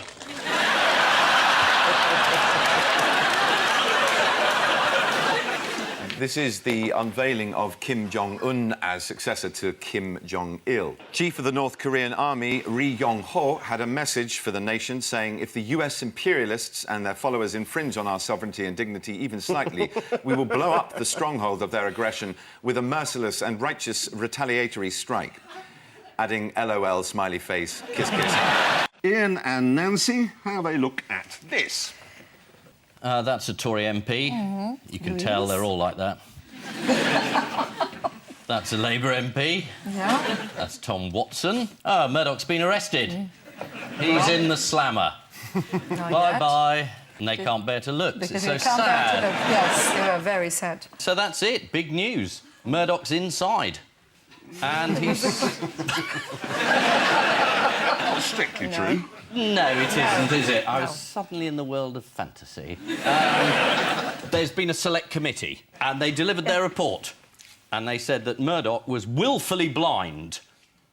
And they said his son was willfully ignorant about the phone hacking and what was going on in News International. So it was a really bad day for the Murdochs. Yeah, I think there are some important questions to be answered by all of Rupert Murdoch's employees. I think there are. Yeah, so here we go. What do you think about it, Jeremy? Well, I think as a Sun journalist, it's just a lot of stuff and nonsense and a storm in a teacup. So there we are, moving on. Paul? I thought you were talking to me there when you said, what do you think, Jeremy? I thought you just forgot my name. You're not the only Sun journalist. Nancy writes for The Sun. On the Sunday, my column about fashion. Now, I can't believe myself when I accepted. You shocked yourself, did you? Actually, I shocked myself many times. So, yes, every day, even a shock was there when I walked in the mirror in the morning. I can surprise I'm getting beautiful and beautiful every day. So, Do you have any English guests on this? Now, don't start. Do you need an interpreter? Yeah. OK, I'll translate. Nancy Right. was really ashamed of herself for taking money from Murdoch. Yeah. Is that not it? You know, there's a shortage of court interpreters in this country. I think I might apply. Why do you think you speak the perfect English? Do I think I speak perfect English? These things are relative. But I don't speak 5 languages, unlike you, so, Thank you. I'm just trying to be helpful. Stop flirting! You did actually once say, didn't you, that any man who doesn't flirt with you must be gay? Yes, I... The Telegraph, thousands of people lining the streets have given the relay a carnival feel. For example, someone dressed as a cod and another as a chip in Falmouth. You Brits really know how to put on a show. You wait till you see our opening ceremony. There'll be hundreds of chips. Chips. Six or 7 cod. Morris in a giant cod costume. This is the Olympic torch, which is boldly going where no Olympic torch has gone before. Namely, yes, I agree with you. Namely, Truro and Il Fracum. Sounds deeply sexual. Kind of like a cigar advert. Have you been to Il Fracum? I have. The place is laced with prostitution. That's their new slogan now. That's right. Come and get laid in Il Fracum. So this is Wayne Rooney, who this week has had a hair transplant. Do you know how the operation actually works? Yeah. They find the hairs on his arse and pull them all the way through. I knew it. Well, apparently what they do is they dig out the hair follicles from a place on his body where the hair's still growing. Yeah, exactly. And stick them on his head. Exactly. How did the news leak out that Wayne had had a weave? He tweeted on Twitter. He showed his bonce, his arse bonce to the world. His bum head was displayed. There we are. There he is, old bottom nut. Not bad, but he was actually trying to take a picture of a dog having a shit. What, in his car? What did his message that accompanied the picture say? My head feel great, but my ass hurt a little bit. And how would you describe Wayne's old hairstyle? Defunct? Gone? Well, technically it's known as a widow's peak, which usually for Wayne is around 75. His avatar on the brand new FIFA 12 football game will need to be altered as it features his old widow's peak. I think actually if you look closer in the background of that picture, you can just make out Ryan Giggs shagging his sister-in-law. I think that the news channels were upset that the storm was as bad as it was predicted. It's very odd listening to the news, because the news was, there's this terrific storm, whatever it is, about to hit America. What will it do to the election? And you thought, well, what will it do to the people? And then the first thing they kept saying was, oh, Obama's got to look presidential. He's got to appear presidential. But what does that mean? Like, I mean, if you go, there's a storm coming, we're all going to die! That'd be unpresidential. Just not do that. That and holding people's head under the water. Don't do that. It's funny, yes. President Obama, all right, why has he been arriving everywhere with pizza? Has he? His eye? Yeah, he has. Hello, everybody. Hello, hello. I brought some food. Stay where you are. Stay where you are. Don't move forward. Why does he think they need pizza? He's practising for loses 2 his weeks' job. time. It does give, does it not, the news channels the opportunity to run their annual competition to see which reporter can stand in the stupidest place in bad weather. This is always my favourite thing in bad weather. I think in third place, up to his knees, in water. Second place, man, bit breezy there. But for me, the winner is this chap. Look at the water actually just pouring over the seawall now as...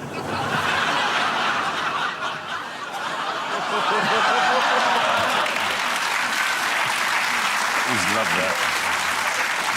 Obviously, any American story like this has to come to Britain. The Daily Mail Online, OK, yesterday said, strong winds and heavy seas begin to build on this side of the Atlantic. And here comes the photo they ran. What's going to happen at Buckingham Palace at precisely 12:30 a.m. Oh, they're turning the lights off? They absolutely are. And all the foreign crews are furious, because their audiences will have just woken up.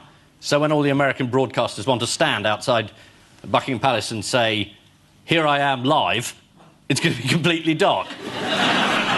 Selfish of us. Why couldn't we time the wedding to be in the middle of the night here, so the Americans could watch? And I hope there are ad breaks, so that NBC can shove in an advert for, what is it, nachos they have? What is it?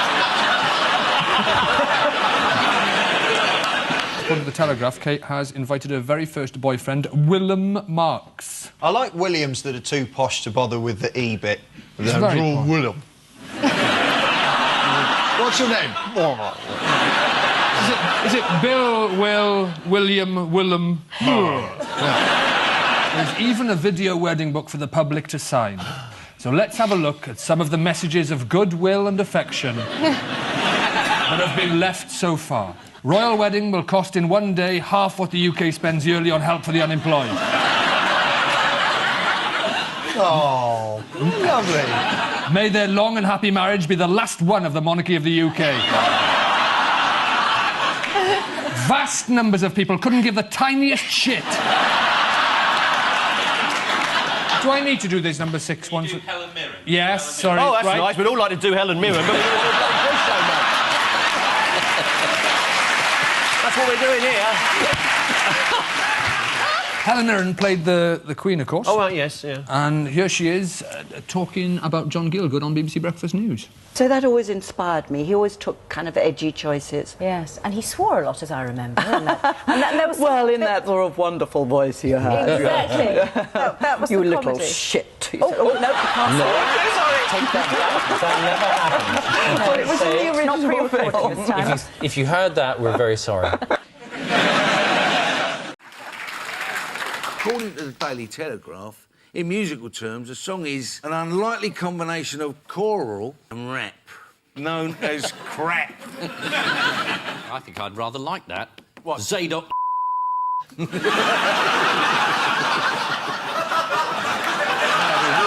good.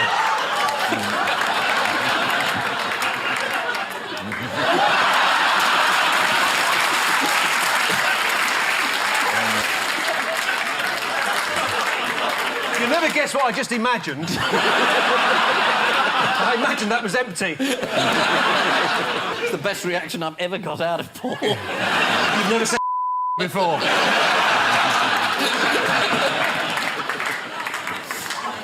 Oh, well, that's guaranteed that to be in, otherwise you wouldn't explain this to anybody. Oh, dear. Oh! Right, Paul and Marcus. It's a woman being inflated on the beach.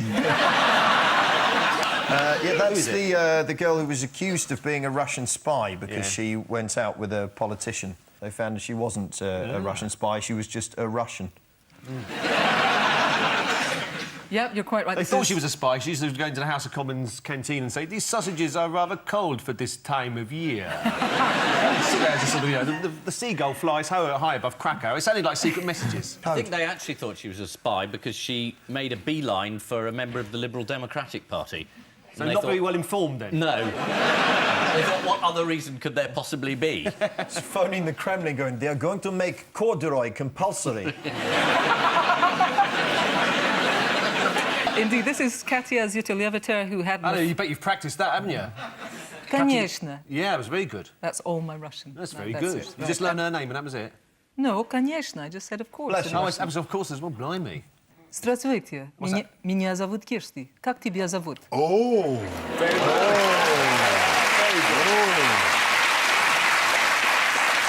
Hold on a minute, I just want to ring MI5. Yeah, exactly. You're filling for the oldest trick in the book. We invited you onto this show. This show's not going out this week. These are cardboard figures. That's not Giles Brandon, that's a puppet. For the Muppet Show. It was. Right, so yes, this is... Miss BMP? Yeah. I don't think he's a real policeman. We do these things so much better than anybody else, don't we? Weddings. Somebody said they employed lip readers to sort of see what they were saying. She said, I do at one point. He said, I do at another point. But apparently Prince Charles at one point turned to Camilla and tried his lip reader and apparently he said...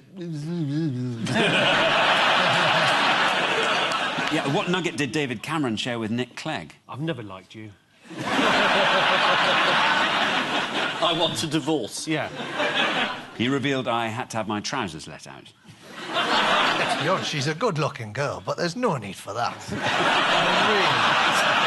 mean, that's not... It's not seamless. That is just disrespectful. Oi, use the hymn book, use the hymn book. That's what he said. Blimey, students, they've woken up. They've been told that the teaching budget's been cut, they're going to have to pay 3 times as much and pay it back for the rest of their lives, and they're thinking, I'm not sure I approve of that. A student was interviewed and said, and I quote, "There's no jobs out there, and now they're asking us to pay £9 grand a year, which if you do 3 years, that's like 21 grand.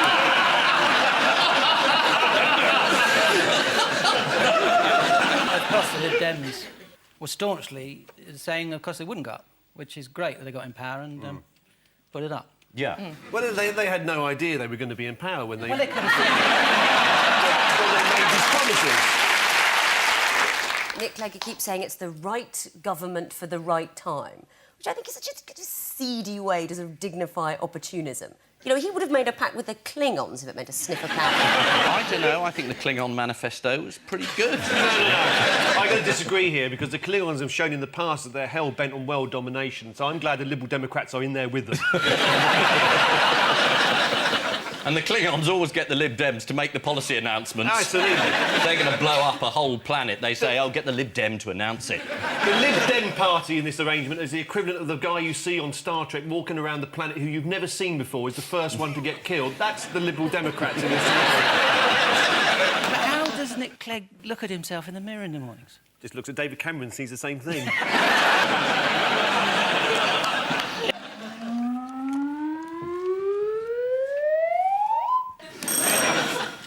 It's a new starter home.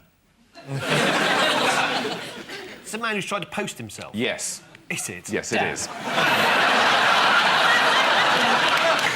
This is the news that a burglar has been posting himself to businesses in order to rob them. Fantastic. How does he get out with the loot? Well, how does he get himself delivered in the first place? Does he just sort of get into the box outside a post office with the address on it in the hope that the postman will go, I must have missed that earlier. 15-stone package. Do you know what ruined the plan in the end? Yeah, wrong postage. Yeah, not enough. This isn't a British story, though, is it? No, he's Polish. Yeah, because you'd just die in the box, wouldn't you? Waiting to be sent. They'd force him through the letterbox. do not bend. It specifically said do. News breaks of the tragic lawnmower accident involving the royal correspondent, Nicholas Witchell.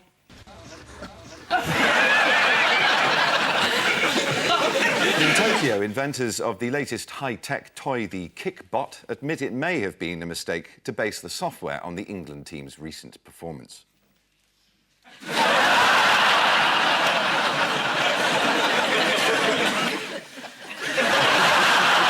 the kitchen of Heston Blumenthal's restaurant, there's evidence that someone's ordered the slow-cooked lamb.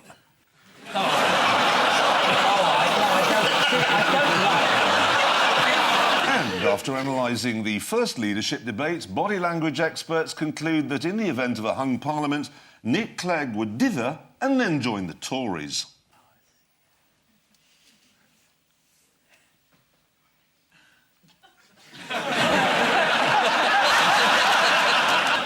America? Yes, of course. They've just had these mid-term elections. There's Sarah Palin, Ian's favourite. And then there's Obama, the president, who is not doing very well at the moment. The American people, 1 in 4 think he's Muslim, 1 in 10 think he's a terrorist. 1 in 50 think he's a holiday they took in Mexico in 1968. In the last US election, it was Hockey Moms. Who are the rabid right-wing Republican banshees these days? What are they called now? Mama Grizzlies. Mama Grizzly and the Tea Party. Sarah Palin said Mama Grizzlies are ordinary people with common sense who just kind of know when something is wrong. That's good. When she was nominated for vice president, the head of the Republican Party in Alaska was asked what her qualifications for high office were. And he paused, and she said, she's the right age, and she's an American citizen. She gave a radio interview. The host said, "How would you handle a situation like the one that just developed in North Korea?" Palin, "Obviously, we've got to stand with our North Korean allies." To which the host replied, "South Korean." Yeah, said Palin. How's Bill Clinton been helping out? Oh, God, has he been campaigning for them? Is that why they've lost so badly? It's that awful moment when Neil Kinnock says, "I support you as a candidate." I think he'd be good for them, wouldn't he, though? Do you? You liked him? You liked Bill Clinton? I thought he seemed like a very nice man. Did you meet him? I have met him once, actually, yes. Was he at one of your concerts? No, he wasn't. He made me feel very special. He came...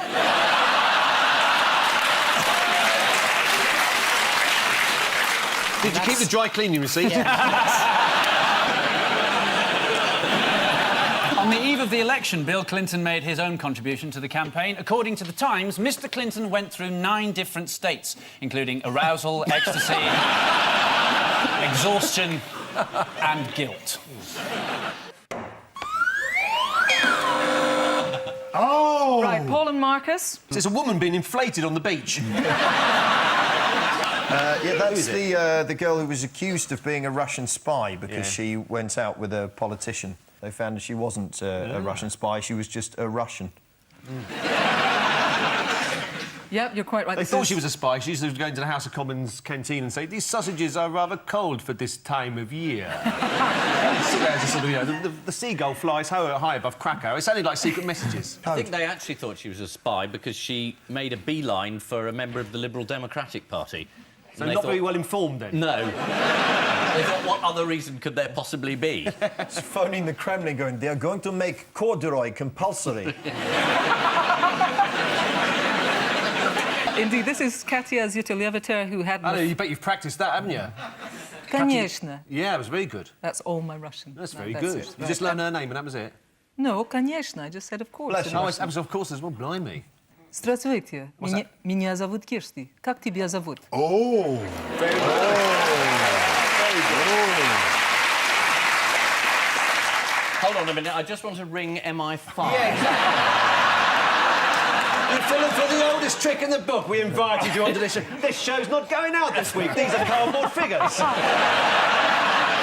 That's not Giles Brandon, that's a puppet. For the Muppet Show. It was.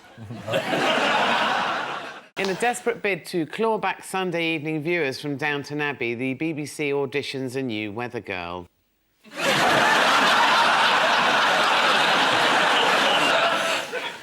After the sad death of the world's smallest man, someone inquires whether his clothes will be on eBay. And outside a surgery in London, a Strictly Come Dancing researcher awaits treatment after catching a glimpse of a naked Anne Widdecombe.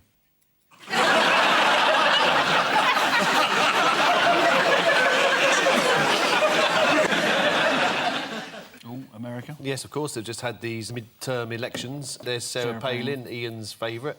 And then there's Obama, the president, who is not doing very well at the moment. The American people, 1 in 4 think he's Muslim, 1 in 10 think he's a terrorist. 1 in 50 think he's a holiday they took in Mexico in 1968. In the last US election, it was Hockey Mons. Who are the rabid right-wing Republican banshees these days? What are they called now? Mama Grizzlies. Mama Grizzly and the Tea Party. Sarah Palin said Mama Grizzlies are ordinary people with common sense who just kind of know when something is wrong. That's good. When she was nominated for vice president, the head of the Republican Party in Alaska was asked what her qualifications for high office were.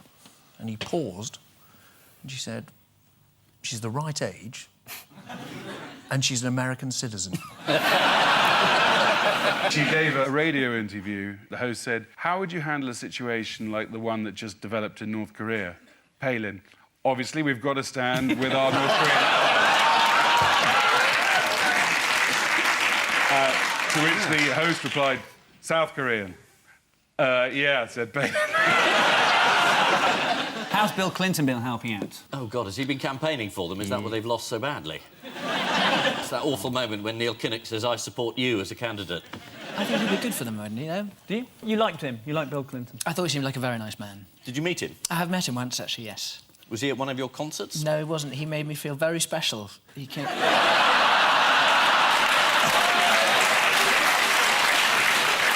Did you keep the dry cleaning receipt? On the eve of the election, Bill Clinton made his own contribution to the campaign. According to The Times, Mr. Clinton went through 9 different states, including arousal, ecstasy, exhaustion and guilt. Time now for the Missing Words round, which features Lower Extremity Review.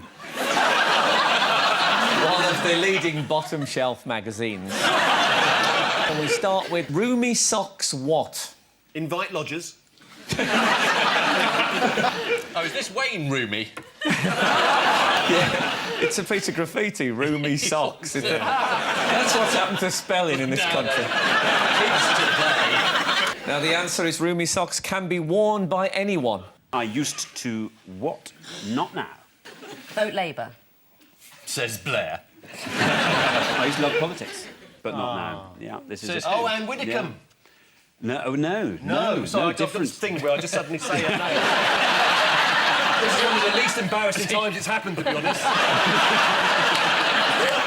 I get quite excited about No, this is according to Labour supporter Robert Harris. Robert Harris's novel The Ghost has just been made into a film directed by Roman Polanski. Yeah. Comes out with a 15 rating, but Polanski swears it was an 18. Biscuit police, what? Crumble under pressure. Caught hobnobbing. Arrest disproportionate number of Bourbons.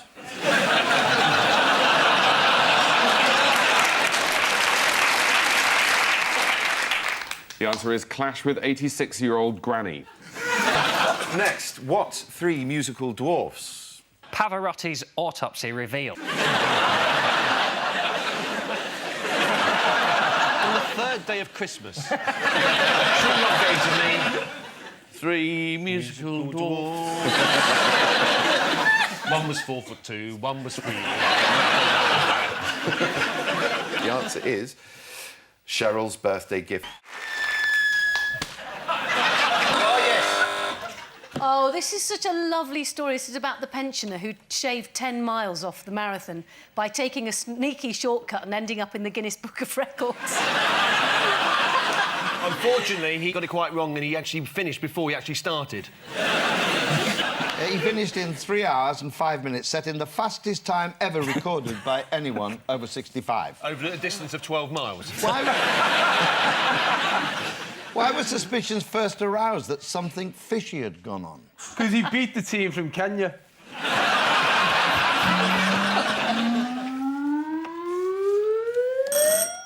Yes, Ian and Clive. I'm not sure that photo's real. Is it the Bee Gees? These are people who've been released this week. These are happy stories. She's Aung San Suu Kyi, who's the Burmese opposition leader who's been in prison for 15 years, and she's just been let out of house arrest. House arrest, yeah. After a non-violent protest, which seems to have worked.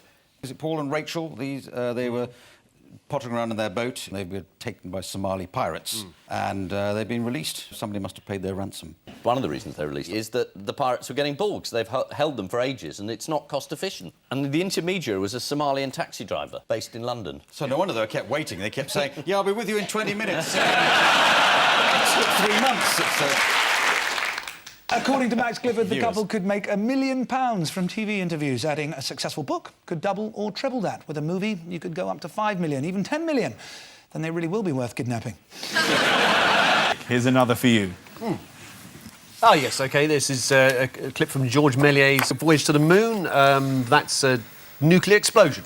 There was some story this week about, was it during the Cold War, the Americans were debating about whether they should blow up the moon with nuclear weapons. I didn't quite see what they thought the point of that would be. It's because Hans Blix had told them that the clangers had weapons of mass destruction.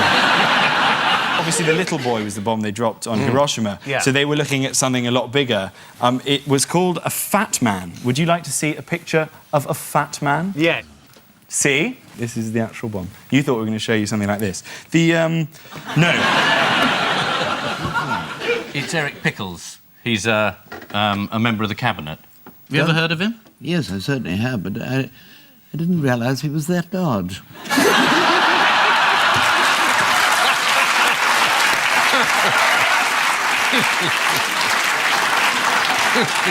What was the reason why they wanted to do this? It was I think it was sort of posturing, because the Russians had launched Sputnik, so they wanted to make a statement and surprise the Russians by blowing up the moon. Yeah, nothing happened. Sanity prevailed. Yeah, because there were doubts over what effect a moon blast could have on Earth, including tidal patterns. Talking of which, floods in this country have now got serious because a celebrity has been affected. Which celebrity? What's the initials? PD. Is it P. Diddy? Paul Daniels. Paul Daniels. Paul Daniels. He lives by the River Thames. Correct. He lives on a little island. Yeah. Yes. Paul Daniels said this week that he was furious with the council and that his house was currently under about 2 foot of flooding. He's been flooded every year for years and he keeps moaning about it. Get a sandbag, for God's sake. Weird, is it, if you live next to the Thames and then complain about flooding? In the Thames. It's like moving in next door to Ryan Giggs and then complaining when he bangs your wife. Like,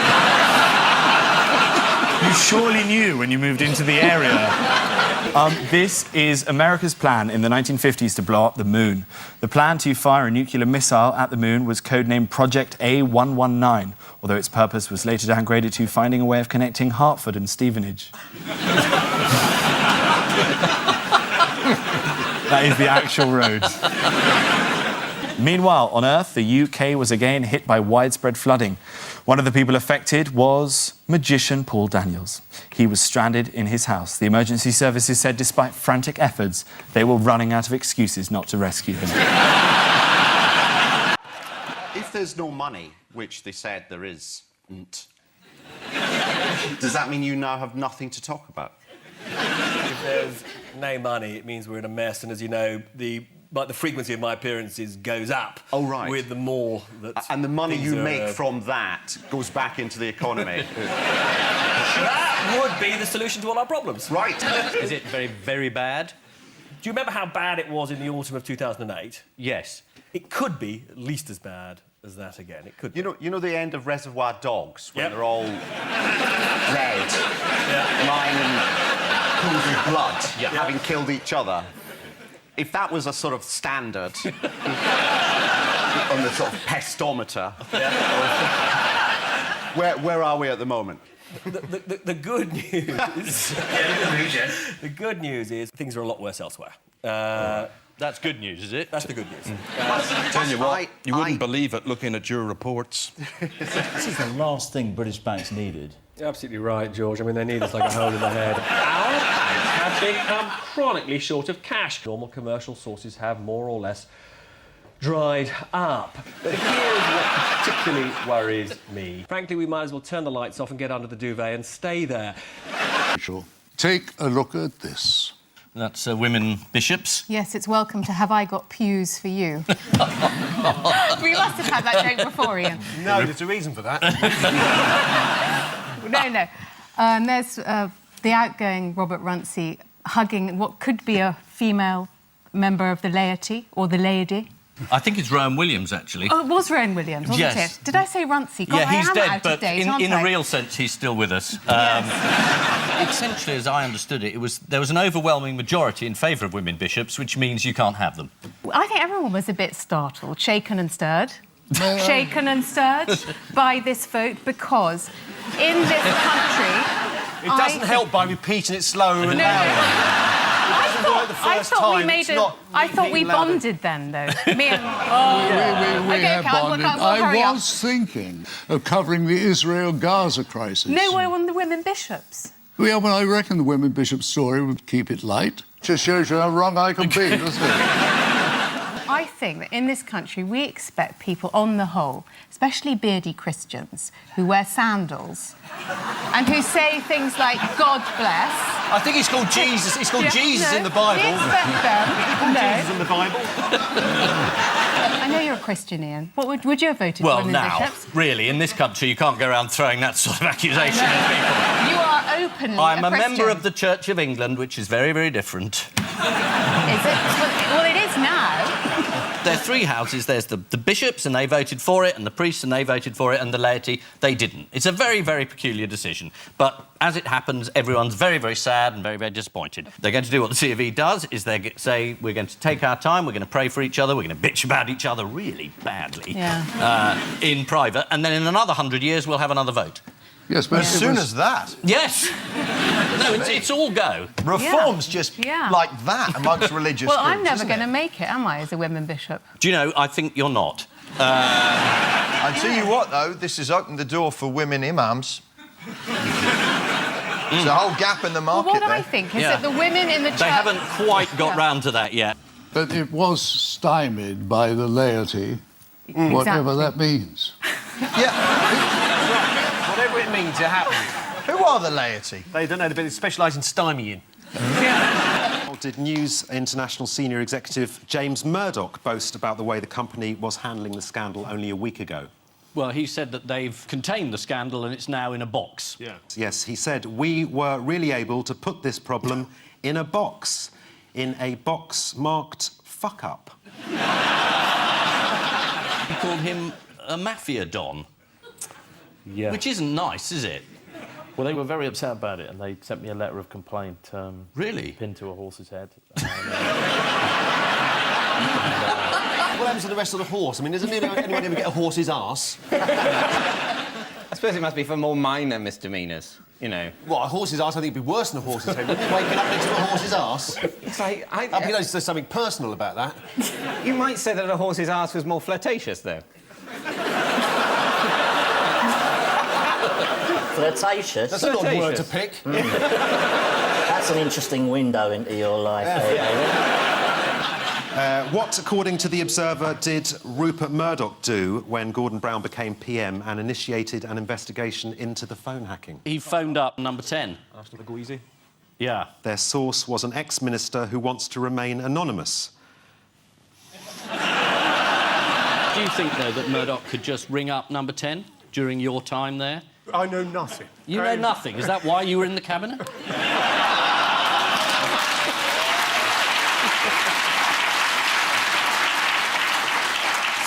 So what did you think of him then?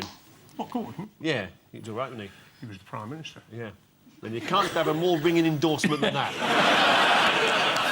The News of the World may be dead, but its wretched ghost continues to haunt. The News of the World paid a private investigator to carry out surveillance on the hacking victim's lawyer, Mark Lewis, which involved following the ex-wife of Mr. Lewis and his teenage daughter as they visited a branch of Tesco.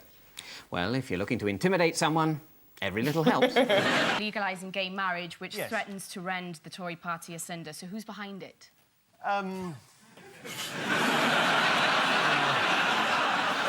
Quite a question with those Tory backbenchers.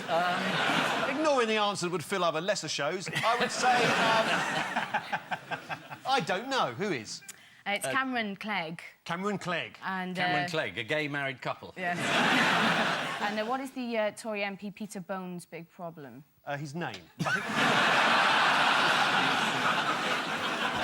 He's against it. Yes. It's also that he's protesting that neither the Tories, Labour or the Lib Dems even mentioned legalising gay marriage in their manifestos. I know it's childish, but every time David Cameron says on gay marriage, he says he's got a mandate. It makes me laugh.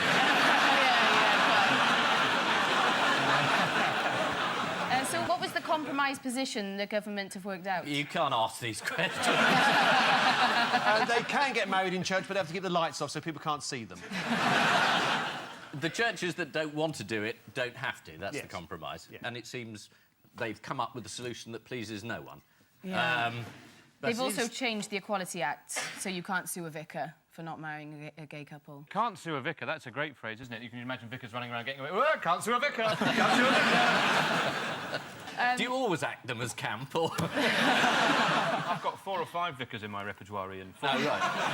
One of whom is unbelievably butch. Yours? All right, OK. Tittlecott Bridge in West Yorkshire. Yes. That's nice. Marathon Bars, the English Channel and the Co-op's Ambient Sausage Roll. Ambient sausage roll. Well, the English Channel was recently in the news this week because I think it's the French or somebody wants to rename it the English Pond. So is there things about being renamed? Like Marathon has famously become Snickers, isn't it, over the years? Gradually, it started off being Sarathon and it became Snarathon. So it's about name changes, isn't it? All these have been considered for name changes, but the only one that's changed its name is Marathon. It's as simple as that.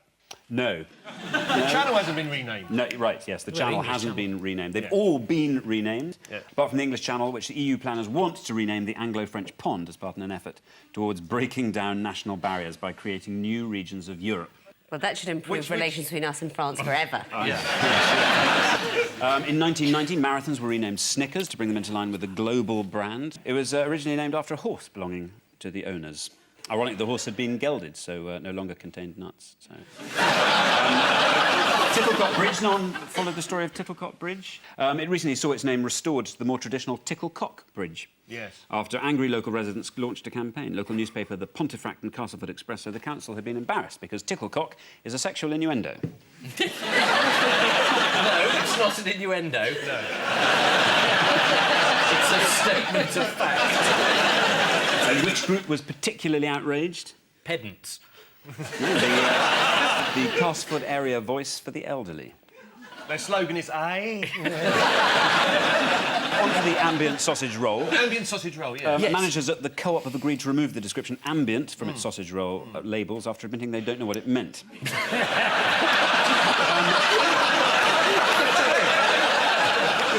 They have all been renamed, apart from the English Channel, which EU planners want to rename the Anglo-French Pond. In Castleford, residents fought a campaign to retain the name of local landmark Ticklecock Bridge. Yeah. Of course, there are a number of other places with names that would make most people embarrassed to live there. There's Shitterton in Dorset, Twat in Shetland, Swindon.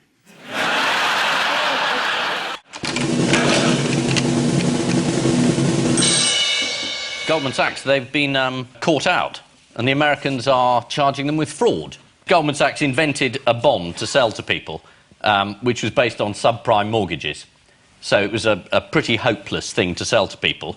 But they designed it to lose money, because one of their other clients was a big hedge fund manager who were betting on the bond to lose. So Goldman Sachs was selling this bond to you, saying this is terrific, behind the back going to one of their clients, bet on this is complete rubbish. So Goldman Sachs basically proved that the entire financial collapse wasn't just an act of God or an accident, it was a fraud. Can I just interrupt at this point? Yeah. Because I should make it plain, the law being as it is. Yes. Goldman calls the charges completely unfounded in law and fact. What does Sachs say? Yes. He completely what can agrees you with do? him. You get caught, you get caught.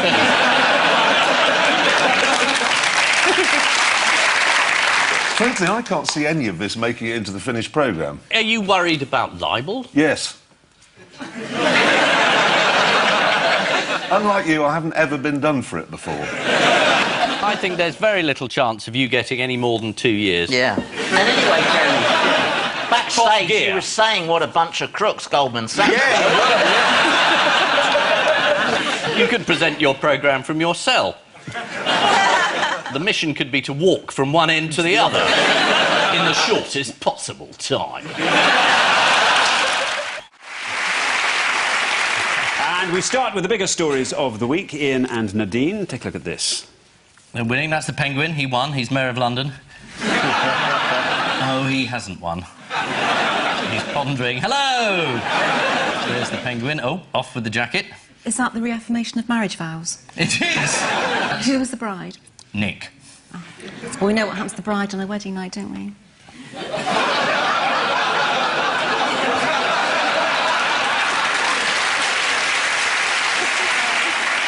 No, this is the elections, and it didn't go very well for the coalition. And the reason it didn't go very well is because Nadine attacked the Prime Minister. Nothing to do with the Lords reform being one of our main policies when the country's in recession. Yeah, absolutely, totally my fault, completely down to me. Excuse me, Miss Nadine, you say that it was your fault, yet your tone does not convince me.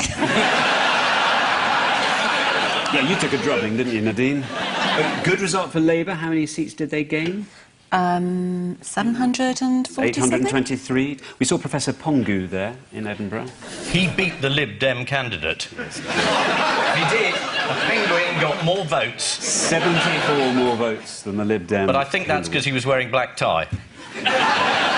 People like posh Nadine. They do, really. But is there already a whiff of scandal? There is a belief that perhaps there might be a man inside this Penguin. Meanwhile, Boris Johnson narrowly won a second term in London. How did Boris respond when asked whether he had ambitions to become Prime Minister? You know. According to the Daily Mail, he said he didn't want the Prime Minister's job definitively, categorically, emphatically. That means he does, then. But would you object to Boris as Tory leader? Because he's quite posh. I have nothing against where he was educated. It's how one relates to people who, I suppose, aren't posh. And the vast majority of people in the UK don't go to Eton or Oxford and do they not? Aren't privileged. You have to be able to relate to the ordinary lives of ordinary people, and Boris does that. What, you think he's in touch? Well, I know he's in touch with a lot of the electorate. That's why he's got a bike.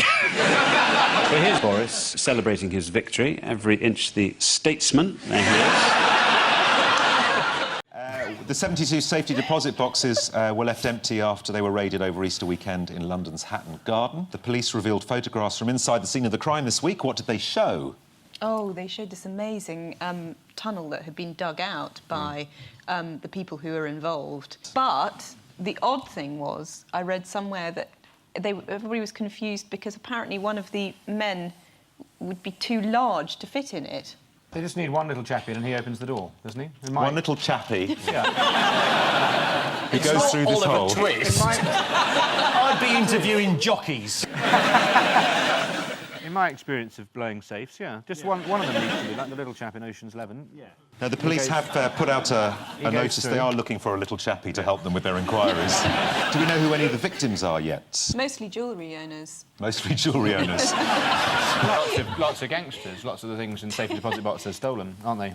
Just because you know, you're not allowed to go and look in safety deposit boxes, so anything you steal, Stephen, you can put in a safe deposit box. It could be a material thing, could be a concept, somebody else's idea, you put it away in there. Could be the best dressing room. Yeah. Jeremy, what's his name, came to see one of my shows in Edinburgh a couple of years ago. I remember my audience wouldn't deliberately mislead anybody. So I'm quite willing to believe everything he says. So that's you and David Cameron. Yes. If the Prime Minister thinks he's OK, that's good enough for me. I'm quite naive about these things. Well, the Prime Minister's had a very good track record. Yes. I mean, Andy Coulson was OK. Yes, he was all right, wasn't he? Yeah. Till he wasn't. Until he wasn't. Yeah. So what's your reading of the situation, Mr Hislop? Do you know... What? I don't think the government come out very well out of this. It does appear that they were so far up Mr Murdoch's bottom, you couldn't see any of their heads. This is the Leveson inquiry, and it was a shocking day. Mr Hunt was the Culture Secretary. He was in charge of the bid for B Sky B. And yet his office was giving information all the way through to the Murdochs. I mean, why hasn't he gone? It's more well, he's there as a firewall, isn't he? If he goes, then Mr Cameron is looking very shaky. It's like that thing of when everybody gets annoyed with each other and they end up kicking the dog. I mean, James Hunt has dismissed his private advisor. James Hunt? The former racing driver? Fantastic. This man! Why am I asking him? He's got no idea. He's mixed up Formula 1 racing drivers with a culture secretary. Mind you, if you're going to get his name wrong, it's better to get his first name wrong rather than his second one. I think I was trying hard not to get his second name wrong. Since the 70s. You're all right in the zone. This is the news that the Leveson inquiry has finally perked up at long last, and everyone is finally perked up. There have been some notably excellent witness statements. You turned up there, didn't you? You were in a very happy position of having nothing to hide. Yeah, but I had no idea it was going to get this good. Murdoch today, selective amnesia, fabulous. You know, the medics must be having a field day. Can you remember anything about phone hacking? No. Can you remember how badly all the politicians have behaved? Yeah, bloody well can. Basically, Ryan Giggs has spent an awful lot of money to ensure that he's become world famous for stuff other than football. Yeah. But people still might be sued for telling people that it was him, so... Yeah, well, that's right. The MP, John Hemming, yeah, he said that apparently 75,000 people named Ryan Giggs on Twitter. It's not possible to arrest them all. Well, I mean, it's worth a go, though, isn't it? I mean, well, the thing is, the injunction is still in place. That's right. That's the thing. Absolutely. Despite the people keep going blabbing it out, there's a legal expert, Joshua Rosenberg. Yeah. This is what he had to say about it, right? Well, the law is clear. There is still a court order in force which says that we can't name Ryan Giggs as the person who brought these proceedings. I'm pleased we can say his name, though, because I was getting so fed up. Every newspaper, every day, it was like, Imogen Thomas has been having sexual liaisons with a man who cannot be named. It's like, what, Voldemort? Yeah. I sort of see why he did it as well, Ryan Giggs. Because you get the superintelligence, he knows that if his identity was known, then people would know not only who he was, but also that his marriage was on the rocks. And at that point, John Terry would be round his house like a sex-crazed whippet. Yes, the worst-kept secret in Britain is finally out. Lawyers are a complete waste of money. As the row unfolded, thousands of Twitter users named Ryan Giggs in what the Daily Mail called one of the biggest acts of civil disobedience in modern times. Top that, Syria, lightweights.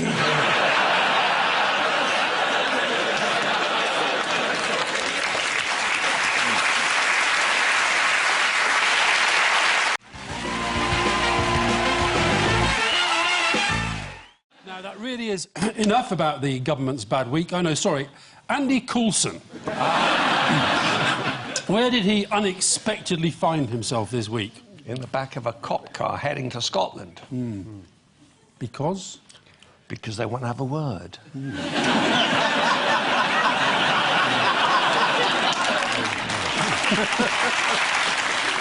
I had absolutely no idea that you were a gangster. Brilliant.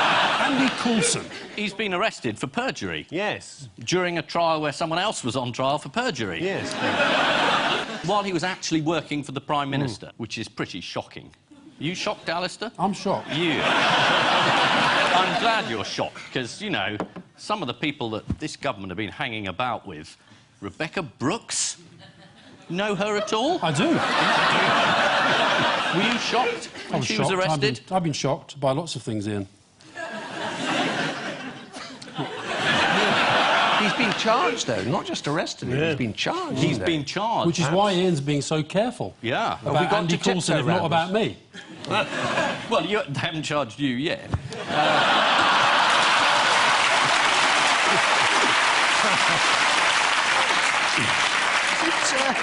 Is it hot in here? In case anyone thinks I'm being gratuitous, I know that Alistair is going to be reasonable tonight, because he told Leveson, I am robust, but I'm not a bully. So no matter what anyone says, you're going to be really reasonable. Tonight? No. That's good, though, to remember. Like, if your kid gets caught, like, kicking a fat kid, just go, no, he's not a bully, just robust. He's robust.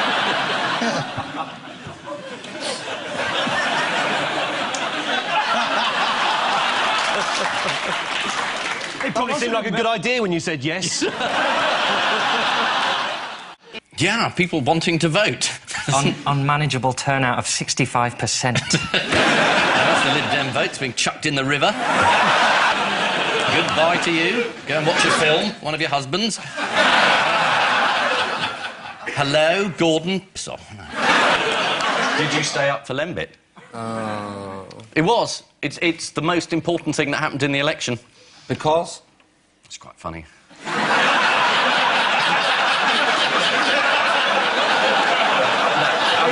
was expecting a bit more than that. Ladies and gentlemen, the great thing about losing my seat is I can actually take a fee for this now instead of getting this kind of abuse for nothing.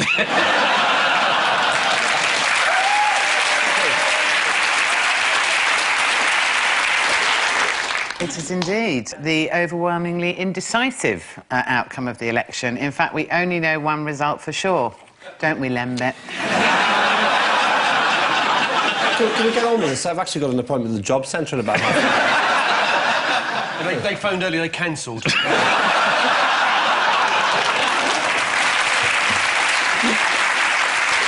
So, Paul, Ian, the old certainties are gone. It's time for unlikely alliances. Paul, could you ever find it in your heart to put your bitter rivalry to one side and form a coalition with Ian? Yeah, all right. Go on, then.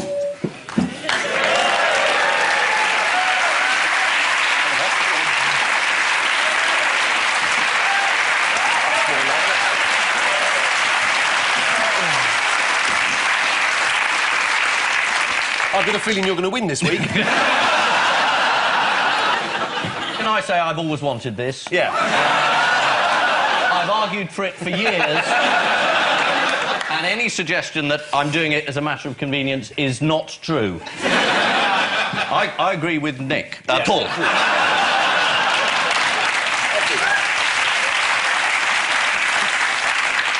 Do you want to do a rabble-rousing speech on behalf of our coalition?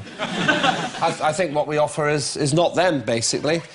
People are sick of you coming on here making fun of the contestants, you know. Just because I'm having a bit of a hard time at the moment, lend us the price of a cup of tea, I'll give it back to you. I've got me Latin governor, I've got me harmonica, and can play that for you if you want. And I have. No, I have. Got to find some change. I have. Are we witnessing a mental breakdown? You do the singing and I'll do the playing.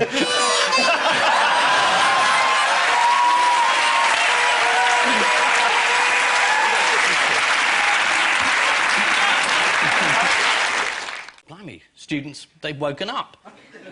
They've been told that the teaching budget's been cut, they're going to have to pay 3 times as much and pay it back for the rest of their lives, and they're thinking, I'm not sure I approve of that. A student was interviewed and said, and I quote, "There's no jobs out there, and now they're asking us to pay 9 grand a year, which if you do 3 years, that's like 21 grand.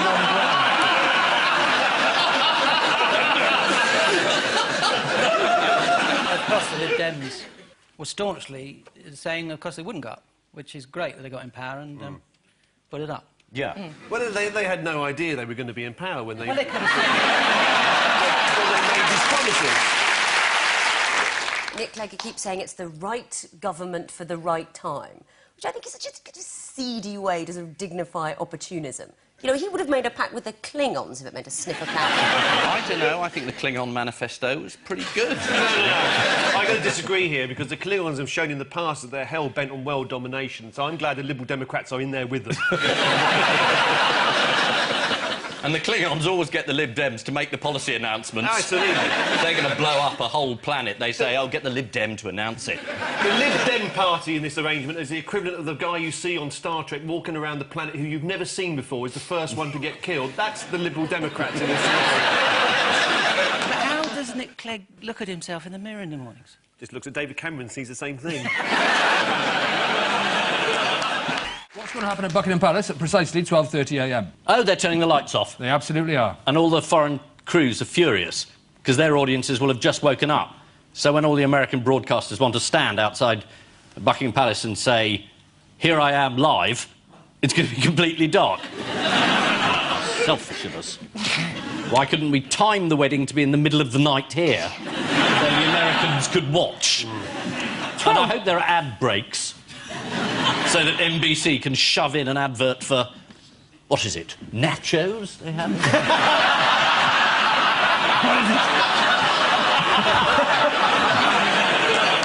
According to the Telegraph, Kate has invited her very first boyfriend, Willem Marks. I like Williams that are too posh to bother with the E bit. It's very posh. Willem.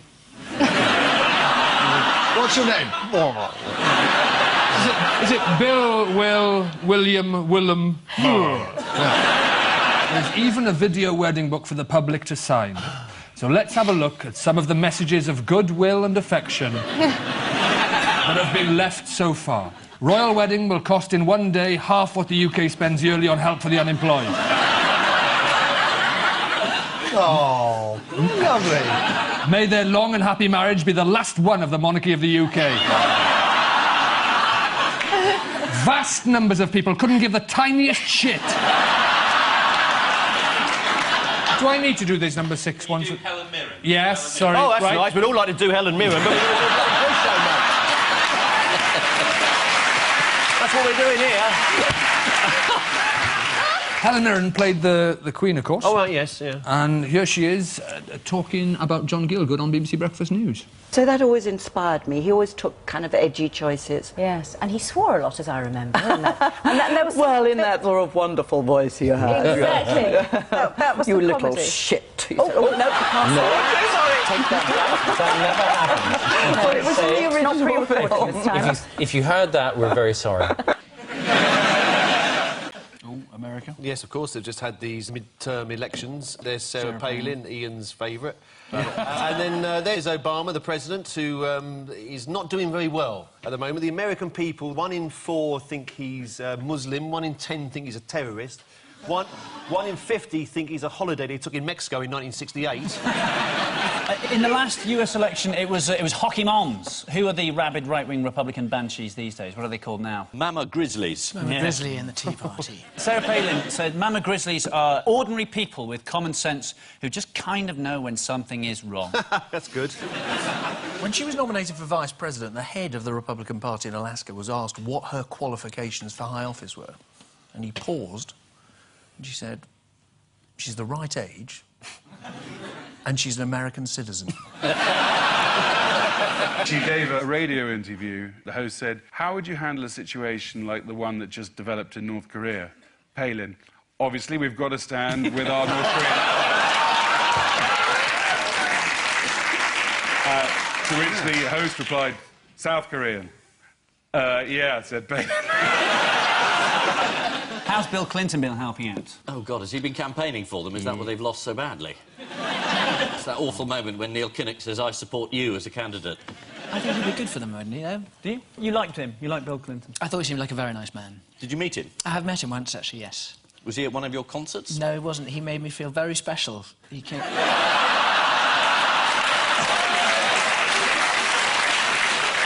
Did you keep the dry cleaning receipt? On the eve of the election, Bill Clinton made his own contribution to the campaign. According to The Times, Mr. Clinton went through 9 different states, including arousal, ecstasy, exhaustion and guilt. Heinz tomato ketchup moves too fast, it is not allowed to leave the factory. It cannot travel at more than 0.028 miles an hour. That's obviously an average speed, though, because, as we all know, it travels at 0.000 miles an hour on the first 10 shakes and then 1,000 billion miles an hour into your crop. Look at the top pledge on the top. We will invade Iraq against the wishes of the people of Britain. Yeah, but it was Miliband who stopped the invasion into Syria. That's something for him, isn't it? I haven't heard you say much about that. No, because I'm more interested in the previous one, which well, you they were were wrong. involved in.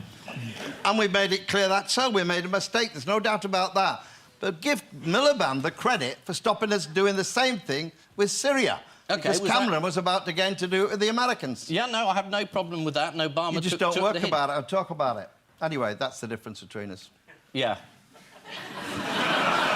Should we start again? But you say I don't think so. that the manifesto will only just come out, so the candidate can't be expected to know what's in it. Is the manifesto meant to be a massive surprise to Labour candidates? No, but when you get... Well, in our party, you have to get it through the National Executive, and we have a policy making for the manifesto. You don't know necessarily what's coming through. I think some great things have come through, particularly when we're dealing with the Leveson report and what are we going to do about making the press more accountable. Yes, That's quite important. You're going to legislate, aren't you? What we said about that, we will carry out what Leveson said. We wait to see the press... Leveson said nothing about a royal charter. He didn't mention it. I would have thought you, as a journalist, might find that's an important point. No, as a journalist, it's an unimportant point. God blimey, you blimey. In private eye, you're sued every day, for God's sake, for what you say about people. No, we're not. And certainly not about you. I know you've got problems with the press and your private life, John. I think the last time you raised it, you got the same move. Why don't you be more specific and say it? Usually straightforward in private eye. What's your complaint? OK, you're very, very unhappy about the press's intrusion into your private life, because they revealed you were never having an affair complained with about Tracy it at Temple. all. And it was very embarrassing for you.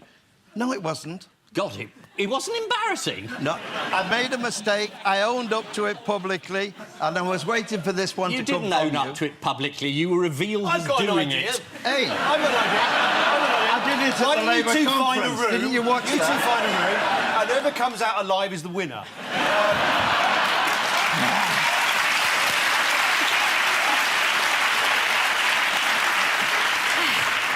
I don't think there's any doubt about that. That's a death stare. He gave you a death stare. It depends who's ordering the room service, I suppose, doesn't it, John? This is like a terrible family Christmas. What was Donald Trump's latest contribution to the health of Americans? He mused aloud whether it would be a good idea for people to inject disinfectant into themselves or to perhaps even drink it to clean out their lungs. I think he should be the first to volunteer. He later claimed that he was being sarcastic. There was a marvellous bit when he said, no, I was being sarcastic, I was talking to the reporters, and in fact I was looking straight at you, he said to a reporter. I was looking straight at you when I said this, and the reporter said, I wasn't there. I was just going to say, we ran a piece in Private Eye 3 weeks ago, which was meant to be a joke, saying that because bleach is very effective against the virus, perhaps you should put your head over a bowl of it and inhale it. And I just had no idea he was a subscriber. Well, that just is a gratuitous advert for Private Eye.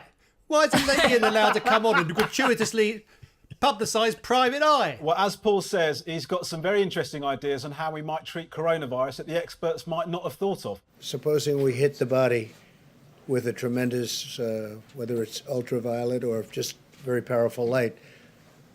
And I think you said that hasn't been checked, but you're going to test it. And then I said, supposing you brought the light inside the body, which you can do either through the skin or in some other way. Right, and then I see the disinfectant where it knocks it out in a minute, 1 minute. And is there a way we can do something like that by injection inside or... Oh, she just looks like every woman who's sat at the bus stop minding their own business and the weird, crazy guy just doesn't leave them alone. Like, her logic is just stare at the ground for long enough and maybe he'll go away. I can think of a good way of getting light into his body. I'd shove an angle-poised lamp right up the Oval Office.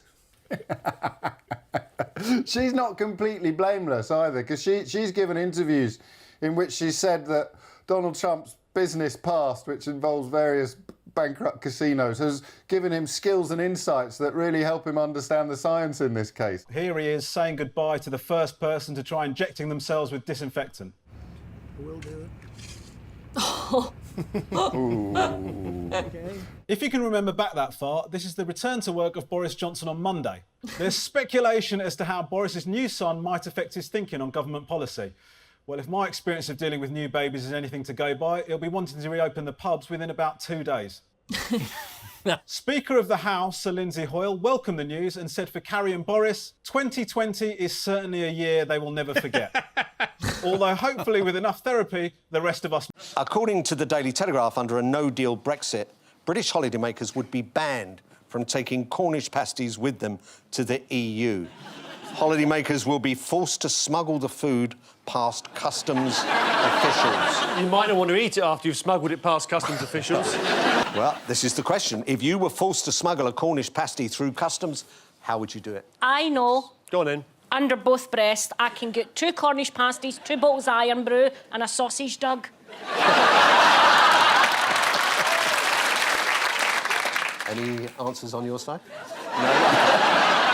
We Can't compete with that. We haven't worked out why you'd want to take a Cornish pasty to Europe. You might enjoy a Cornish pasty. It might always be a family tradition to have a Cornish pasty on holiday. Oh, in Brittany? Yeah. And I can keep them warm all the way. Well, that is the important thing. Yes. This menopause is not going to waste.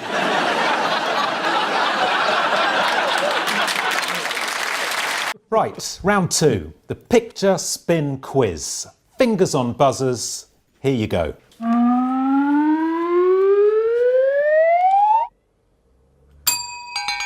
Richard, what's this about? This was the news that Keir Starmer was elected leader of the Labour Party, replacing Jeremy Corbyn, and replacing indeed a lot of Corbyn's supporters in the shadow cabinet as he went along.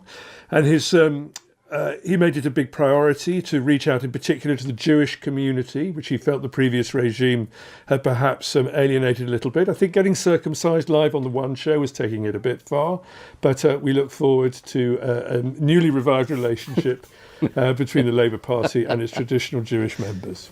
But very traditional members, if he's got circumcised. Yes, this is the news that Keir Starmer has been elected the leader of the Labour Party after winning a landslide victory. The New Statesman described the scale of the win as unexpected. Yes, the words Labour and landslide victory don't often go together. What has his convincing victory allowed Keir Starmer to change? Well, a lot of the cabinet, the shadow cabinet. So I'm getting ahead of myself. It's the government of national unity. By the time you see this, we may have one. Keir Starmer may have stepped in. It wouldn't be a bad idea. But he's got rid of a lot of old Corbynites. Yes, notable departures include Richard Bergen, who last year gave us so many wonderful moments, like this one. We want the Tories out as soon as possible. We want to sort out Brexit. We also want to sort out austerity, which has lasted for 9 years. Polls say you won't win.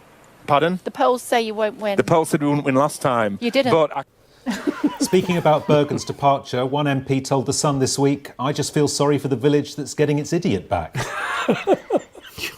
Now, who is back in the shadow cabinet? Ed Miliband's back. He is. The Sun in particular was delighted to see Ed Miliband return to frontline politics. What pun headline did they welcome his appointment with? Miliband of Brothers. Milli Vanilli. Yeah. Milli Vanilli. Brilliant. It was later discovered that Ed Miliband was miming to his own speeches. They went with, "Look who's back, Bacon." Ooh. Strictly speaking, is that a pun?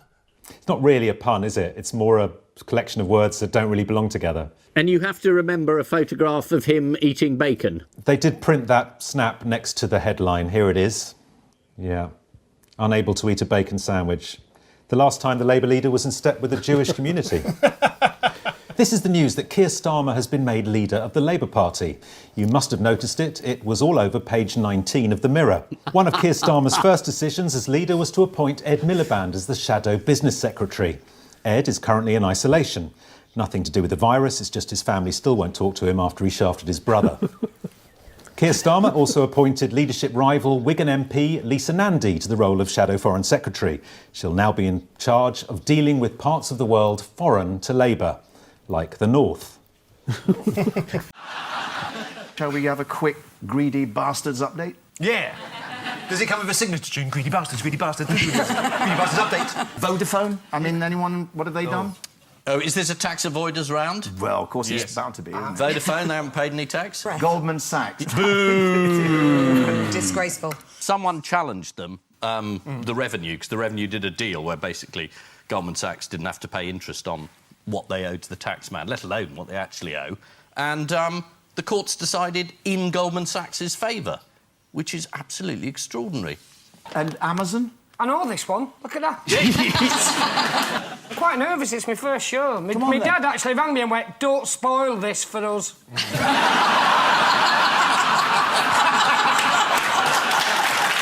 What a start up the 10. Well, I've just been sat here going, just don't. There's a discussion going on around me, and in my head, 2 kittens are fighting over a pork chop. Yeah, they've avoided it by... It goes through Luxembourg, is it? The head office. So everything's processed here, packaged and sent off. But because the sales are processed in Europe, they avoid paying the UK tax. But the man from Google's got to go back to Parliament to explain why he didn't appear to be telling the truth. I'm not saying he wasn't. Just Google truth, see if anything comes up. Before we go, there's just time for the caption competition. Say yes, you bitch.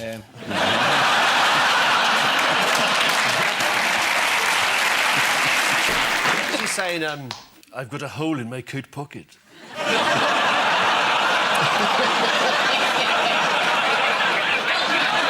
I leave you with news that, at a conference in Tangiers, David Cameron suddenly remembers that the President of Morocco also went to Eton.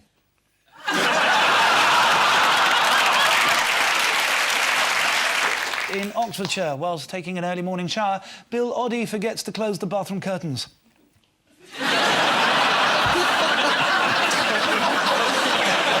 At a Labour Party coffee morning, Ed Miliband suddenly wonders if the good luck gift from his brother really is a fudge cake. And from his office in Westminster, Peter Mandelson activates the remote electrical charge device one more time.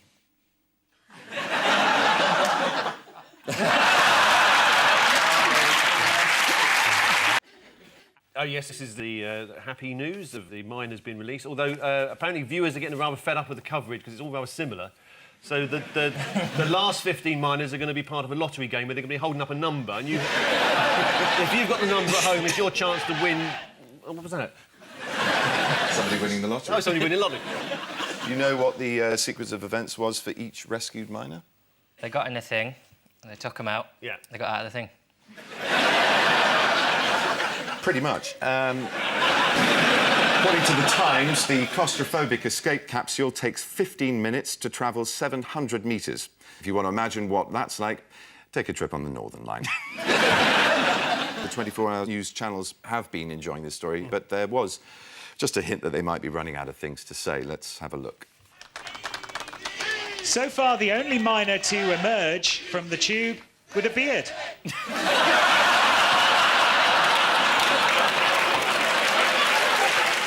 For Kate, I don't know. I just saw her this week, and I think that she's just looking thinner than I've ever seen her. That's what journalists always say. Oh, she's so thin, isn't she? No, I absolutely don't mean it like that. Are we seeing the birth of a new mime artist? Don't be horrible to me again. You were horrible about me in private eye, and I rang you up. Yeah, it's okay.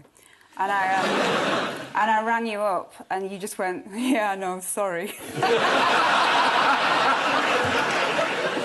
Yes, this was the fairy tale royal wedding. The wedding was covered by the world's media, including the German newspaper Bild, which lamented, "Why don't we have royals like the Windsors?"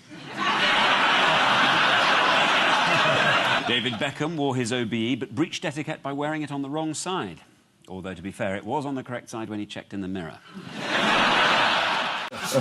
Why shouldn't the government be too worried about UKIP in a general election? Because if they get the same percentage of the vote, which is 23% of the vote, they won't get any seats at all. So a quarter of the country can vote for you, and you get nothing. Which shows the system's working. But the good news is that you're still in. Is that the BNP would get in if you went for a proportional representation system. Right. So you're saying better to keep it as it is? I'm just saying that the British public, I'm putting on my Conservative Party voice now, the British public know what parties to support that will be reasonable and moderate. And that's all I want to say at this time. The thing that amazes me about MPs is they don't seem to have any idea how embarrassing they are in public. They have no idea. Basically, Ryan Giggs has spent an awful lot of money to ensure that he's become world famous for stuff other than football. Yeah. But people still might be sued for telling people that it was him, so... Yeah, well, that's right. The MP, John Hemming, yeah. he said that apparently 75,000 people named Ryan Giggs on Twitter. It's not possible to arrest them all.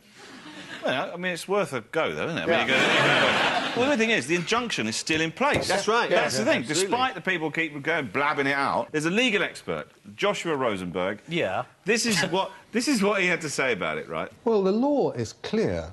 There is still a court order in force which says that we can't name Ryan Giggs as the person who brought these proceedings. I'm pleased we can say his name, though, because I was getting so fed up. Every newspaper, every day, it was like, Imogen Thomas has been having sexual liaisons with a man who cannot be named. It's like, what, Voldemort? Yeah. I sort of see why he did it as well, Ryan Giggs, because you get the super injunction. He knows that if his identity was known, then people would know not only who he was, but also that his marriage was on the rocks. And at that point, John Terry would be round his house like a sex-crazed wicket. Yes, the worst-kept secret in Britain is finally out. Lawyers are a complete waste of money. As the row unfolded, thousands of Twitter users named Ryan Giggs in what the Daily Mail called one of the biggest acts of civil disobedience in modern times. Top that, Syria, lightweights.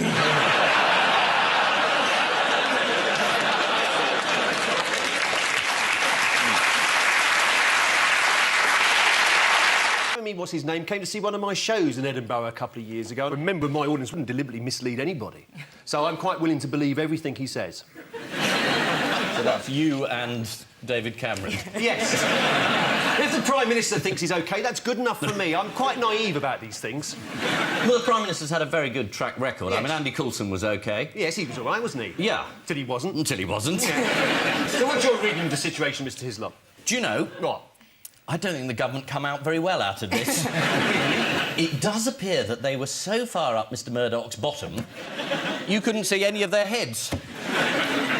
This is the Leveson inquiry, and it was a shocking day. Mr Hunt was the Culture Secretary. He was in charge of the bid for B-Sky B, and yet his office was giving information all the way through to the Murdochs. I mean, why hasn't he gone? It's more well, he's there as a firewall, isn't he? If he goes, then Mr Cameron is looking very shaky. It's like that thing of when everybody gets annoyed with each other and they end up kicking the dog. I mean, James Hunt has dismissed his private advisor. James Hunt? The James? former racing driver? Asking this man? Why am I asking him? He's got no idea. He's mixed up Formula 1 racing drivers with the Culture Secretary. Mind you, if you're going to get his name wrong, it's better to get his first name wrong rather than his second one. I think I was trying hard not to get his second name wrong. Since he came in the 70s. You're all right in the zone. This is the news that the Leveson inquiry has finally perked up at long last, and everyone is finally perked up. There have been some notably excellent witness statements. You turned up there, didn't you? You were in a very happy position of having nothing to hide. Yeah, but I had no idea it was going to get this good. Murdoch today, selective amnesia, fabulous. You know, the medics must be having a field day. Can you remember anything about phone hacking? No. Can you remember how badly all the politicians have behaved? Yeah, bloody well can. When he said Margaret Thatcher did great hurt to the British people, although not as much as all those bombs, eh, Jerry? All right, Jerry, any time, you fella! Straight between you, gizzard! I thought we politically moved on from issuing threats to former members of the IRA. Well, the BBC also interviewed Maggie's biggest fan and disciple, Tony Blair. Did you see his tribute? He said, very few leaders get to change the landscape of not just their own country, but of the world. I mean, well, he certainly changed the landscape of Baghdad. I'm sorry, Tony, I'm sorry about that, because he had a heart operation, once he had ablation. Well, he had one put in. Did he have one put in? He did. And now, Lord Howe of Aberafon was... I'm not going to say that again. Yeah, go on. I'm not. Aberafon... It sounds like you're drowning in a bath.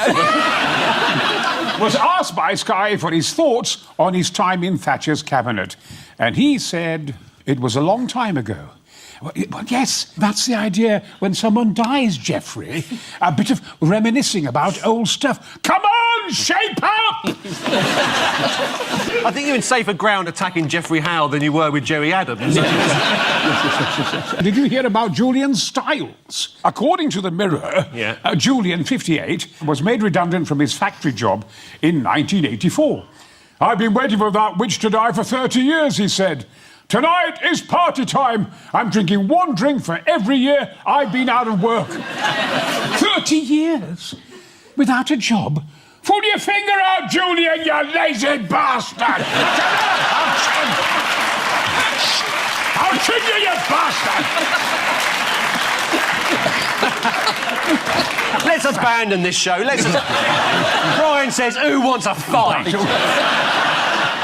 Line up in alphabetical order. Adams, you're first. Paul, could you give me an hand here, mate? Yeah.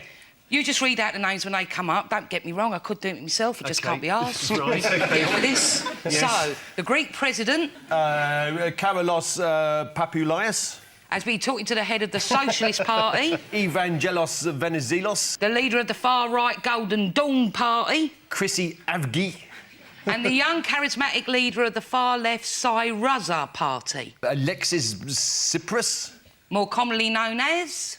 Sexy Alexi. But I'll be the judge of that. Oh, yes, he's all right, actually. Yeah. You know, he looks a bit like Ed Miliband to me. Oh, does... Are you a man obsessed? No, this is Ken's attempt to find some work.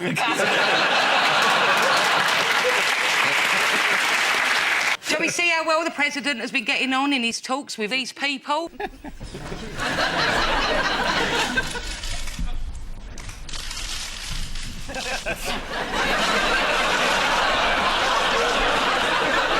I think he's going to come to the conclusion they can't stay in the euro, which most sensible people have realised about the last 2 years. And then they're out. They're out, and the world will carry on, and we'll all be able to afford to go back for a holiday in Greece. You've become very upbeat, haven't you? Getting a nice sleep now, isn't you? Yeah. Like a log. It's good for you at your age. So, how are several newspapers referring to this possible Greek exit? Are they taking Greece and out? Grout.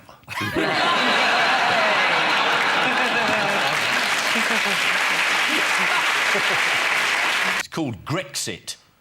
That's it, yes. Sounds like a type of hair dye. Again, we bow to your superiors. And they get the Olympic torch and then they set fire to Athens. And then we go bankrupt because everyone's exposed to Greece, to this debt. So even Ken can't be cheery about that, can you? No, I predicted this. 12 years ago in Socialist Economic Bulletin. Oh, my subscription must have lapsed. Catchy name as well. Once we sold 300. Oh, yes. A move from the euro back to the drachma would have to be done on the quiet in the hope that nobody would notice. That should keep the situation nice and calm. Time now for the odd one out round. One between you this week. Your four are SpongeBob SquarePants, Sally Burko, Walter Tell, and Carmen Miranda. Fruit. Sally Burko fruitcake? No, she was caught... I'm sure I saw this on Channel 4 News. This was big. She was at one of the conferences balancing some item of fruit on her head in a bar. Yes, that's correct. Walter Tell, son of William, balanced an apple on his head and had it shot off by his father. Carmen Miranda had a whole bowl of fruit on her head. Fantastic, and sang, "Yes, we have no bananas." SpongeBob SquarePants, he's quite a guy. Bob is the odd one out. Is it because he's got a friend called Patrick? And he's the odd one out because nobody else knows anybody called Patrick. Where does SpongeBob live? He lives under the sea. Pineapple. Yes, but also under A pineapple. No. Yes! Yay! Hello. Is there an echo? Did you say Is it? there an echo? Did you say under a pineapple first? There was a little echo over that I side. don't know. He did all... you know what? Let him have it. Proper chairman, and God love you, Hump, would have said by now, I'm going to award points to both sides. But I can't say it now. How spineless would I look? Yes, SpongeBob SquarePants is the odd one out. How would you describe his voice, Ian? Rough, manly. Touch of Lord Helsham.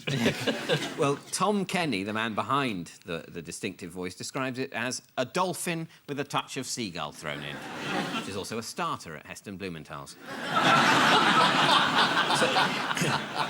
Can you name any of Carmen Miranda's hits? Yes. We have I like you very much. Way down among Brazilians, coffee beans go by the millions, and they got a lot of coffee there to sell. There's a full lot of coffee in Brazil. At last, the show's coming to life. Carmen Miranda cracked America, but her English wasn't great. She told one magazine, I say 20 words in English, I say money, money, money, and I say hot dog. She went on to teach Nancy DeLolio how to speak English.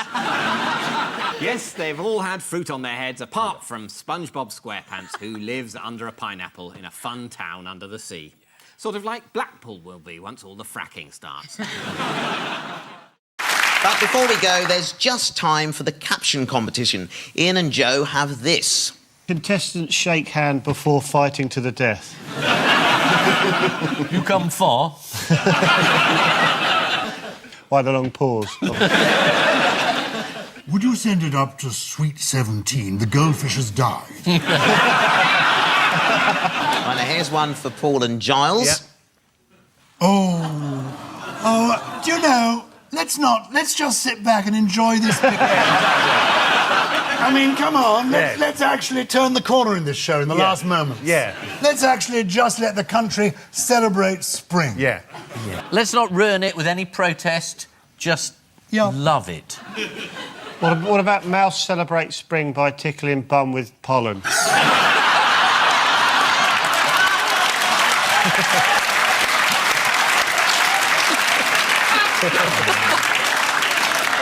On which note we say thank you to our panellists, Ian Hislop and Joe Wilkinson. Time now for the Missing Words round, which this week features as its guest publication Reg Transfers, the magazine for the world of personal number plates. And we start with Simon Cowell reveals what? Reveals his number plate. You probably can't see Simon Cowell's number plate for all the cigarette smoke billowing around his pregnant girlfriend. Did you see? There were pictures of... Did you not see that? There were people smoking. There's a picture of him in a car, fagging away, pregnant girlfriend in the passenger seat. Unbelievable. I thought he was evil before, but... Simon Cowell reveals his baby name choice is Simon. Oh. The baby's due in February. Simon Cowell's already got a high chair, some tiny clothes and a booster seat. All he needs now is to get some stuff for the baby. Next, Cornelius Gurlitt has been hiding what? Is it complete as it is? Just been hiding? That's the Nazi art. Masterpieces, yeah. I will give you that. Cornelius Gurlitt has been hiding secret Nazi art stash. Yeah. All the paintings were confiscated in the early 1940s, or as art historians call it, Hitler's angry period.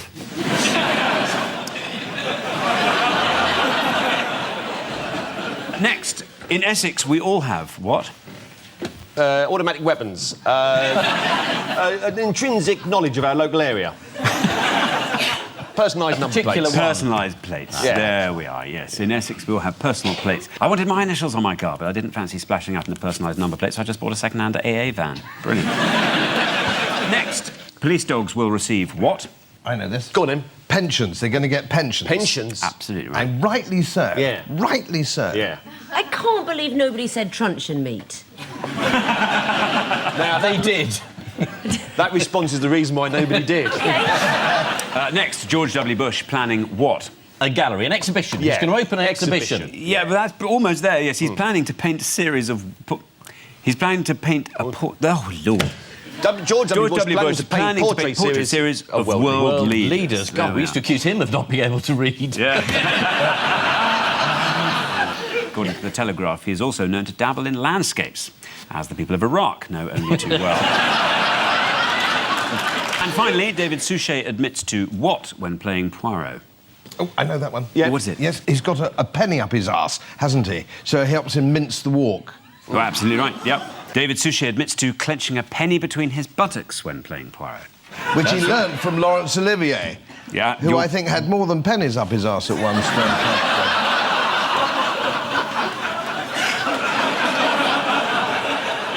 Right down to the line, Godfrey. Sorry. I know you won't ask me back. So, the final... Let's take a listen to the next history noise. Next history noise. Paul That was and Mark. A zip? It was a zip, yeah. Why is zip particularly historical this week? Must be the 100th anniversary of the zip. 100th anniversary of the zip. Yes, it's been 100 years to the day since a man first went, "Ah, no, that's just making it worse."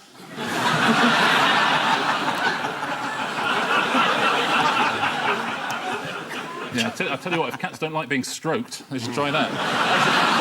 The zip appears in the top 5 of the list of 100 greatest inventions of all time. Can you tell me what else might appear in that top 5? There's a moth in the studio. Moths. A moth. Fire. Fire's got to be one of the top inventions, isn't it? No. I think fire was a discovery more than invention. Oh. That moth is very, very excited. Someone's got something very old out the wardrobe. I think it's that gentleman's jumper. It shows you how interesting this programme is. Everybody's focus is now on that moth. So, yeah, the fire. Yeah, fire. So fire's a discovery. Let's take a look at the top 5. They are in order. The corkscrew or bottle opener. Yes. The optical lens, the zip fastener, the cigarette lighter. Fire!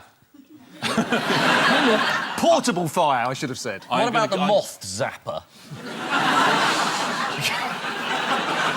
Really do with one now. I told you to wait in the van.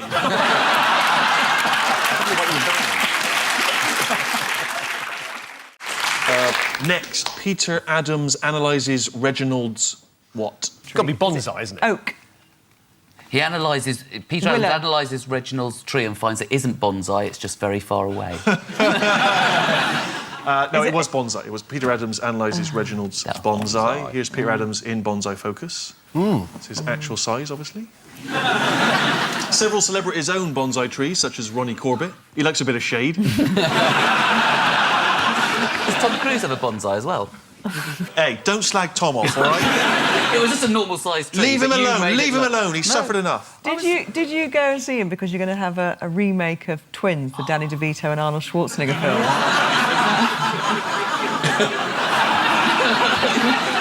You should remake all of Arnie's films, actually.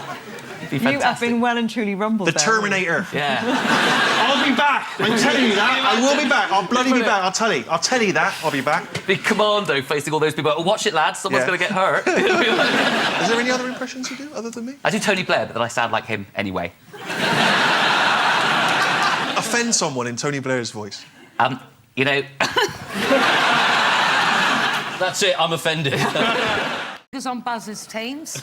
Here's the next one. Two lookalikes got married. They were professional lookalikes, and he... I think I got this right way around. He looks like Debbie Harry. Debbie Harry, that's right. And she, bless her, looks like somebody out of Thunderbirds. Here are the happy couple. Yeah.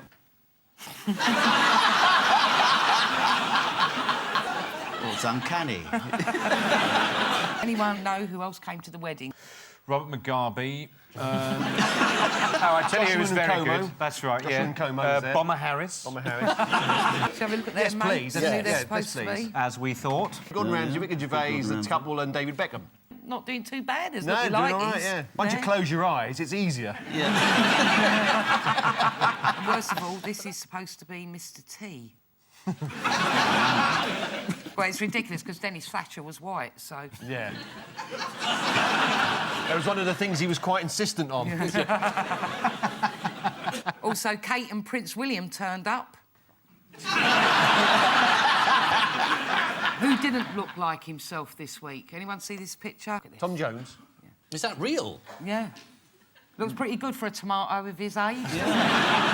Is he learning Mandarin by becoming an orange? The Bernie Ecclestone turning up for his Oh, case. yes, it was great. He was rather baffled by the concept of revolving doors. Here he goes. There he is, and he goes... Here he goes. Right. Now, so far, so good, you see. There we are. Now, just come walk out. No. No.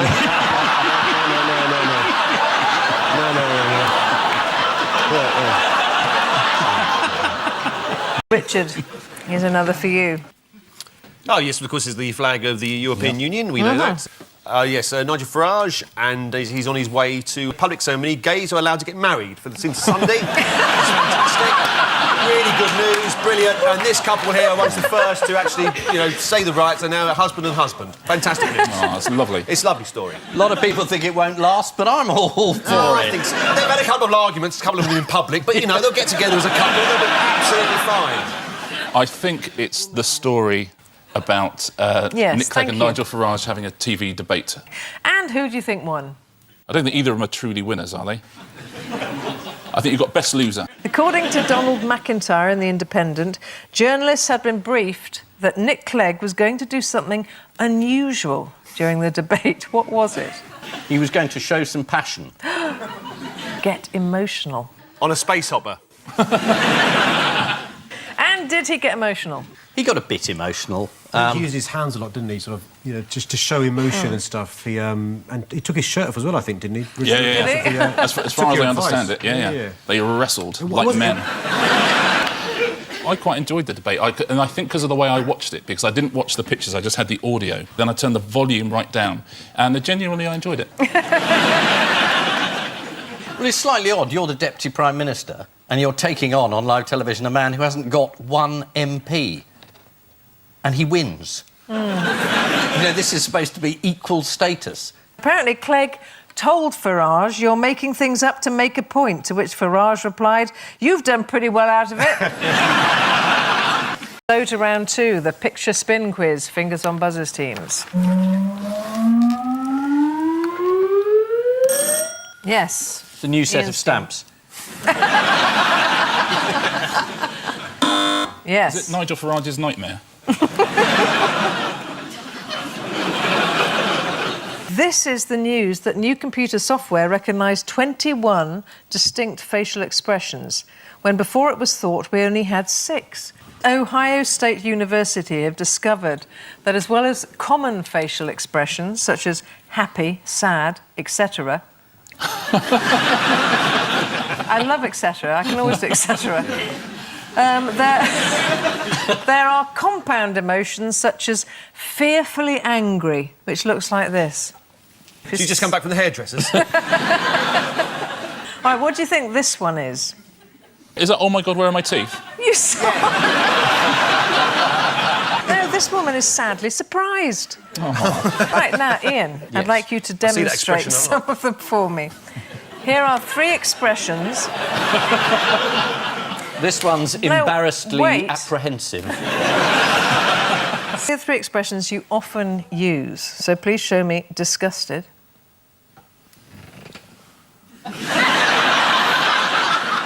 Angrily disgusted. This is the Telegraph. And then disgustedly surprised.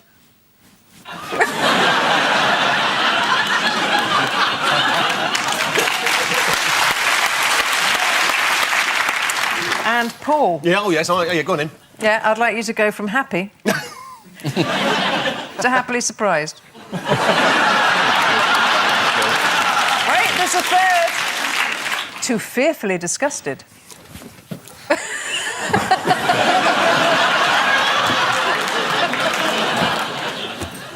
Now, according to the Mail... Who won on points? I don't know. Oh, no. You did a whole black and white film at the end. Silent. According to the Mail, we reserve sadly angry for when someone we care about upsets us. Sadiq, would you show us your face whenever Ed Miliband opens his mouth? Oh, I'm sorry. It's gone too far now. Ian and Roisin, take a look at this. Someone being given the bill. Getting a bit of a shock. Oh, it's him. And him saying I didn't have the starter and didn't drink much.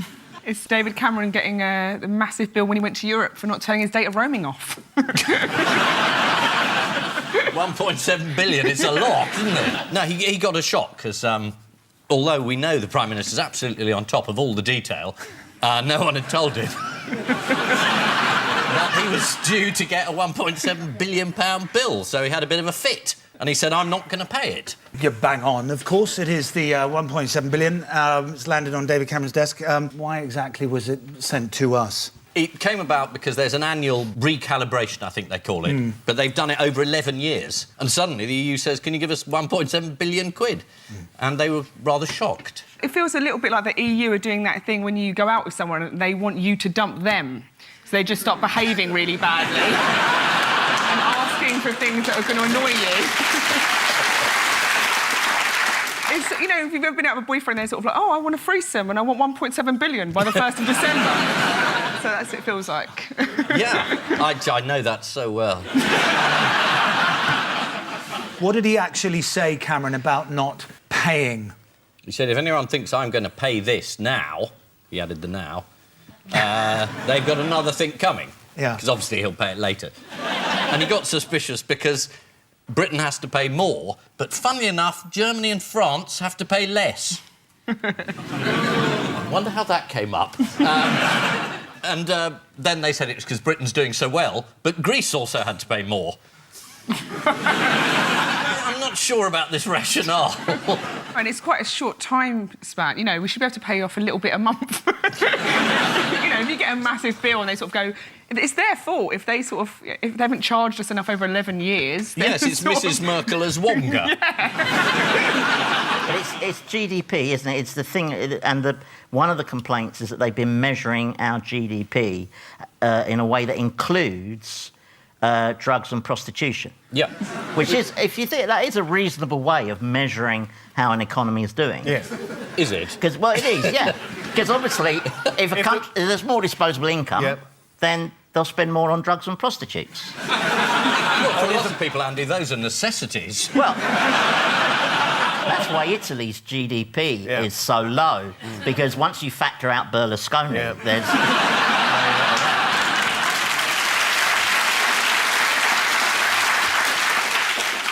Ian Whiteley had a pithy comment on the Jamaica Inn drama. Not something I would watch, even if I did have a TV. And Martin Davis, who's actually from Cornwall, had a completely different gripe altogether. While watching the second episode of Jamaica Inn, which I believe is set in 1820, we saw a scene in the church where the congregation sang a verse from the hymn, The King of Love, My Shepherd Is. The tune being sung was Dominus Regit Me by J.B. Dykes, who was born in 1823. Oh, dear.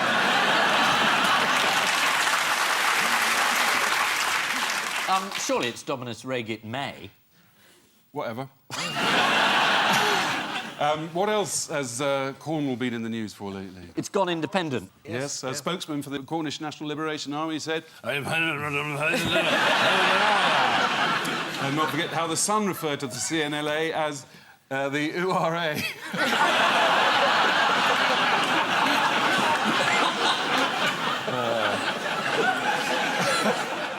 I have to say, Jeremy's English is very good. You can do it, honestly. Come on. Believe.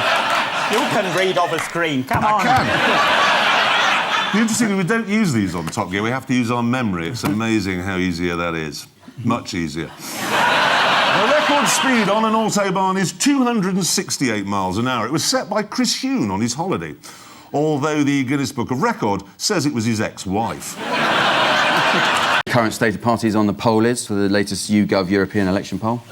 38% UKIP. It's 31% UKIP, Labour 28 and Tories 19. Are you surprised by that, Bridget? Yes, I thought it had gone up 7 points today. You haven't been watching carefully enough. Oh, has it gone back need down to. again? Well, I check it more frequently than you.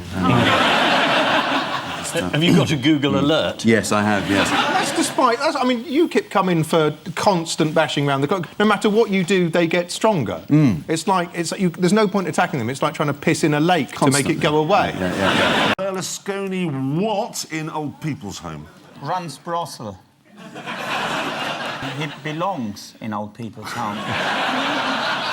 Berlusconi Tazard in Old People's Home. Told to work. Told to... Yeah, it's community service. Silvio Berlusconi has been sentenced to do a year's community service in an old person's home. The 77-year-old will learn to cope with a regime of bed baths, help with dressing and wiping up drool. And once he's been got ready, he'll do the same for the residents. Next, scientists discover why what? DFS leather sofas are never full price? Scientists discover why, but can't find how, when, or who. It is why limoncello never tastes the same at home. This is the guy who's in charge of North Korea. He's disappeared, hasn't he? As hard as that to believe, looking at that picture. But he has... Why has he? Well, they think that he's quite overweight and he may be in poor health. This was taken shortly before he perched himself at the end of the conveyor belt with his mouth open. This is the news that Kim Jong-un is not well, bringing back memories of his father, Kim Jong-il. It's cheese, though. Yes, well done. Cheese. It's cheese. Yes. You Kim watchers have decided he's eating too much cheese. Yes. Well, according to the Metro, Kim has... Ah, well, they know. They There's nothing like a giveaway London Free newspaper to give you the lowdown on North Korea. North Korean correspondent. Anyone know what kind of cheese he's particularly addicted to? Camembert. No. Camembert.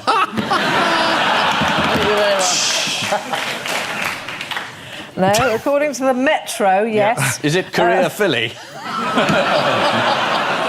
Oh, dear, I'm terribly sorry. Yeah. This could be a spin-off programme, you know. With a bit of luck.